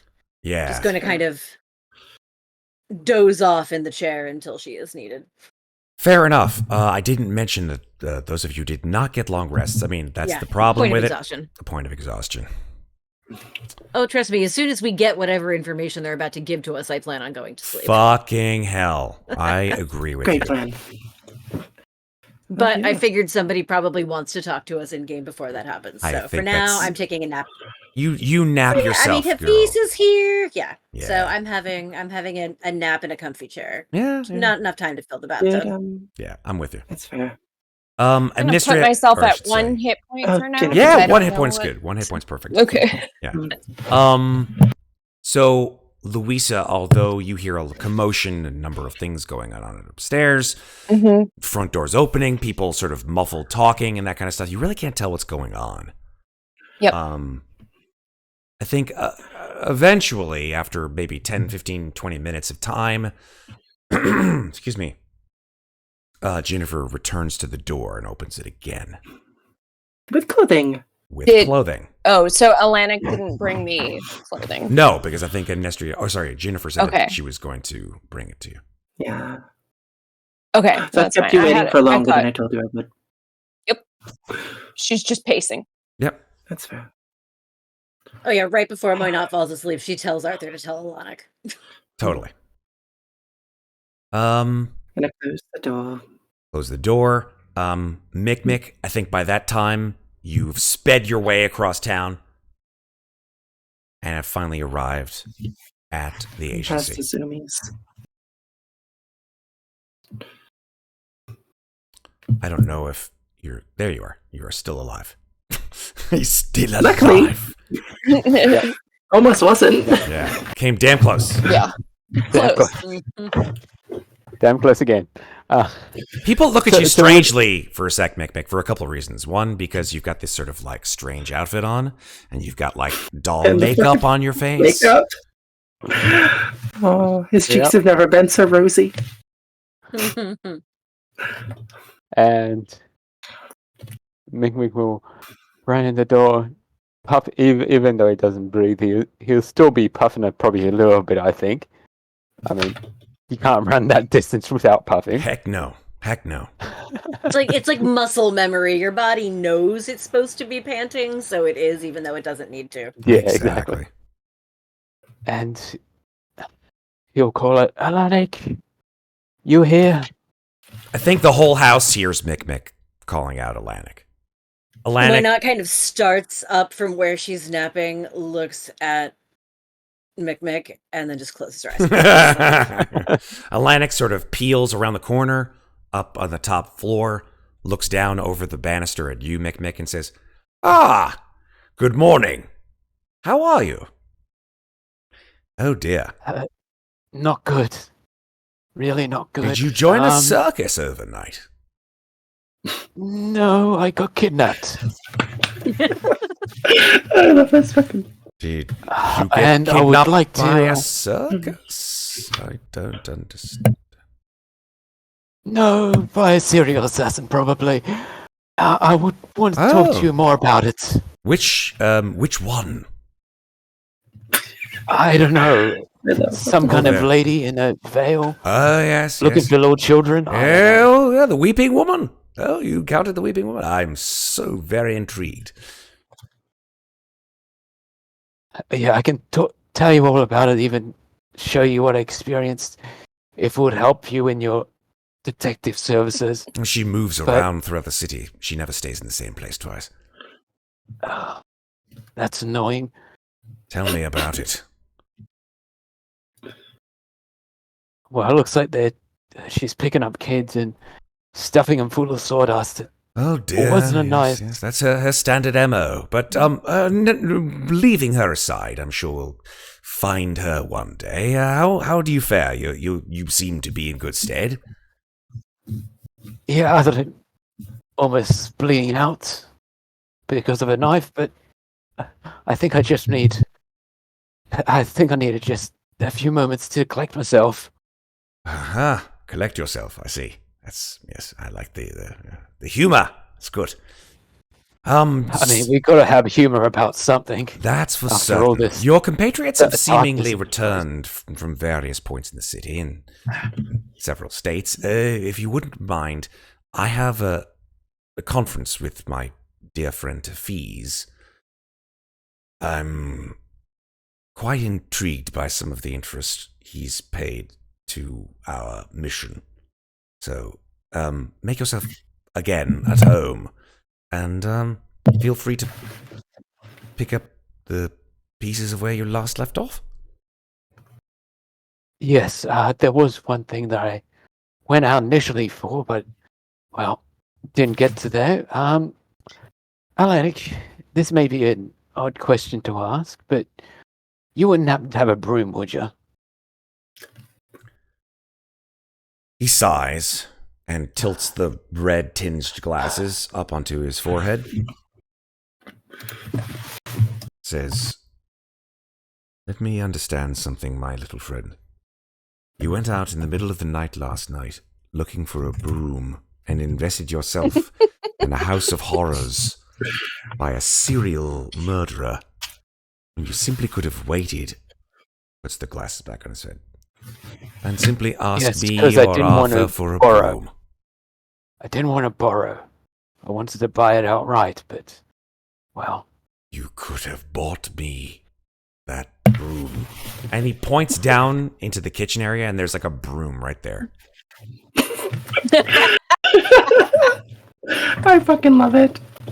I mean, I didn't say I was the smartest person around here, did I? know, that's for certain. So, anyway, do with it as you decide.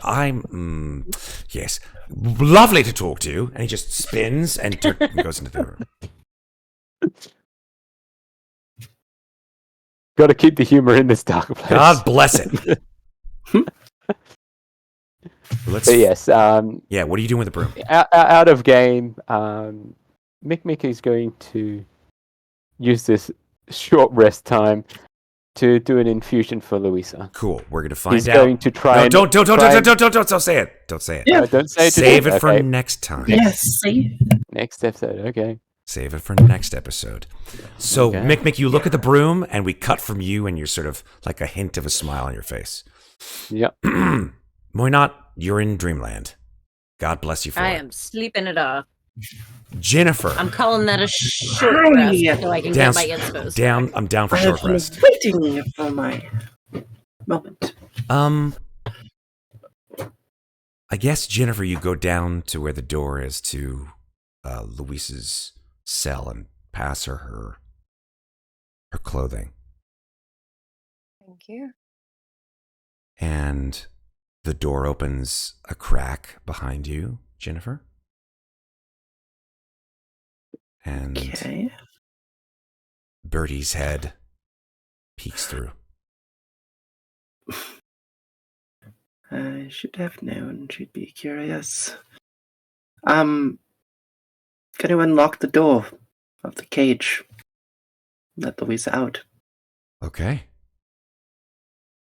And I'm going to message her and tell her that I need to have a word with her afterwards, but she should see her daughter now.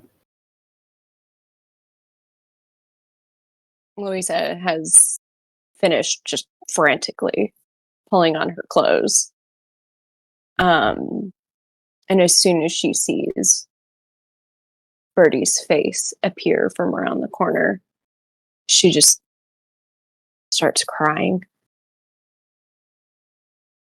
She hears Ginnifer's message and says, I understand. Thank you. Going to message her. Okay, sorry. Go ahead. There's one more thing. She's going to say, you hunted monsters. Am I a danger to her? Not right now.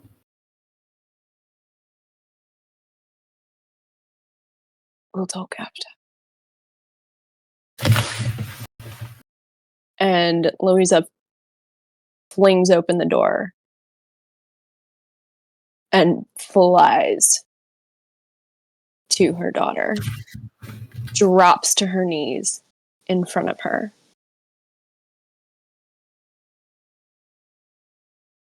Searches her face for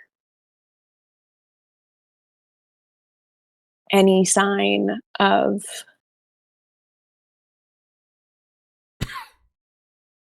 excitement, welcome, any nonverbal cue that it's all right to hug her.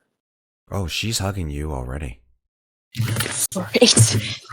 He just sweeps her up into her arms and just says, oh my darling, I love you so incredibly much. You are such a brave girl. I'm so incredibly proud of you. Mommy, you were tricking us the whole time. Sure was. And aren't you smart? You figured it out. Well, it wasn't me. It was your friend, the little guy, the guy who said you were just sleeping, and he opened up the box that you were sleeping in, and he said surprise, and then you were inside and you came out and everybody said surprise. It was funny. Yes. Even Daddy laughed, right, Daddy? And Bertie turns back towards the door, and behind her is Jack. There is such a mixture of emotions on Jack's face. It fluctuates from moment to moment. There's just this sort of entropy focused in his core. This confusion. this feeling of chaos around his whole being. And he just stares at you, not knowing what to say, not knowing what to feel, not knowing what to do.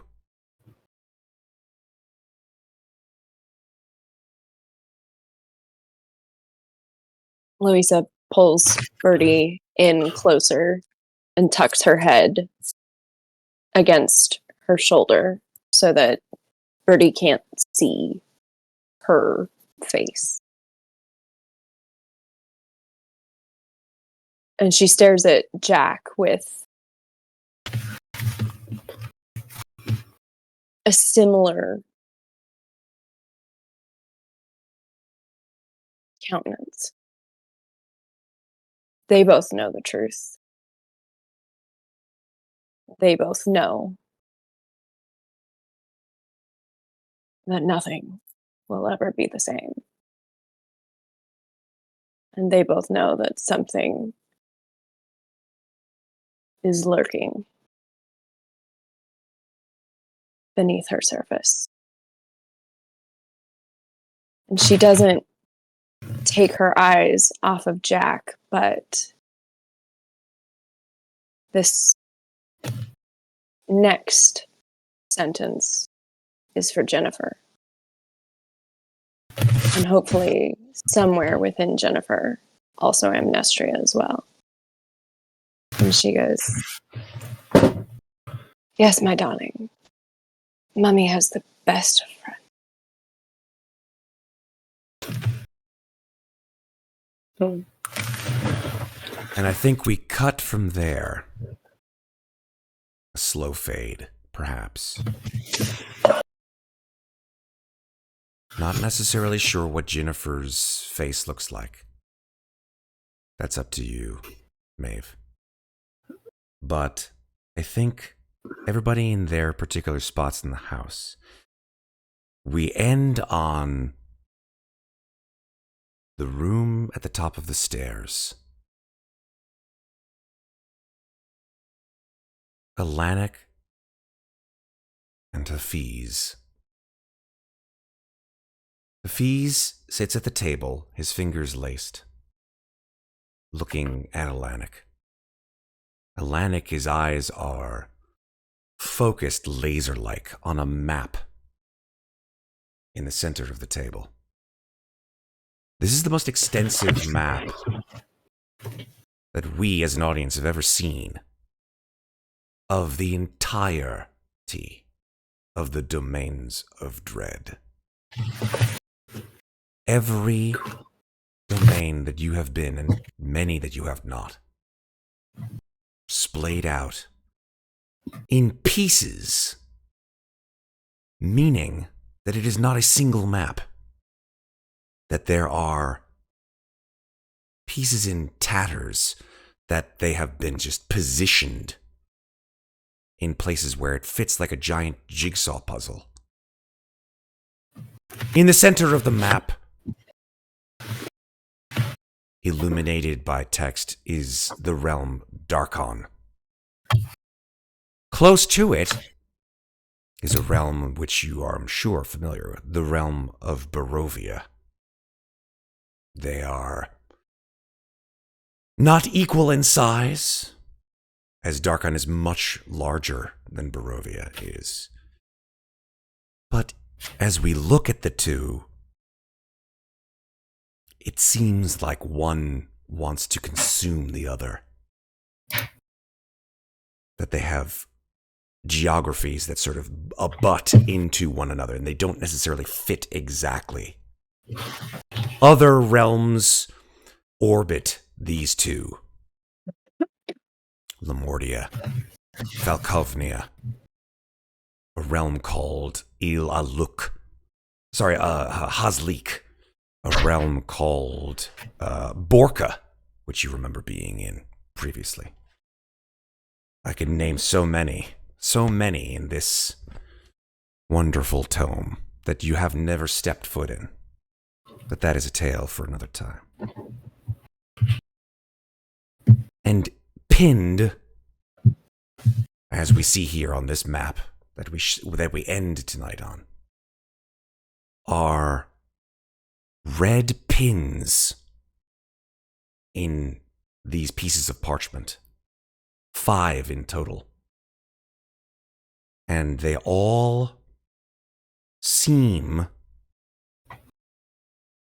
to have reddish string attached to them that sort of filter out onto the table. And the last image that we see is Hafiz scratching his chin and smiling and nodding at Alanik, and Alanik taking his finger and placing it in an area of the map that none of you have ever been to. And it is an area of vast ocean. And we see the words, "The Sea of Sorrows." And that is where we are going to end tonight.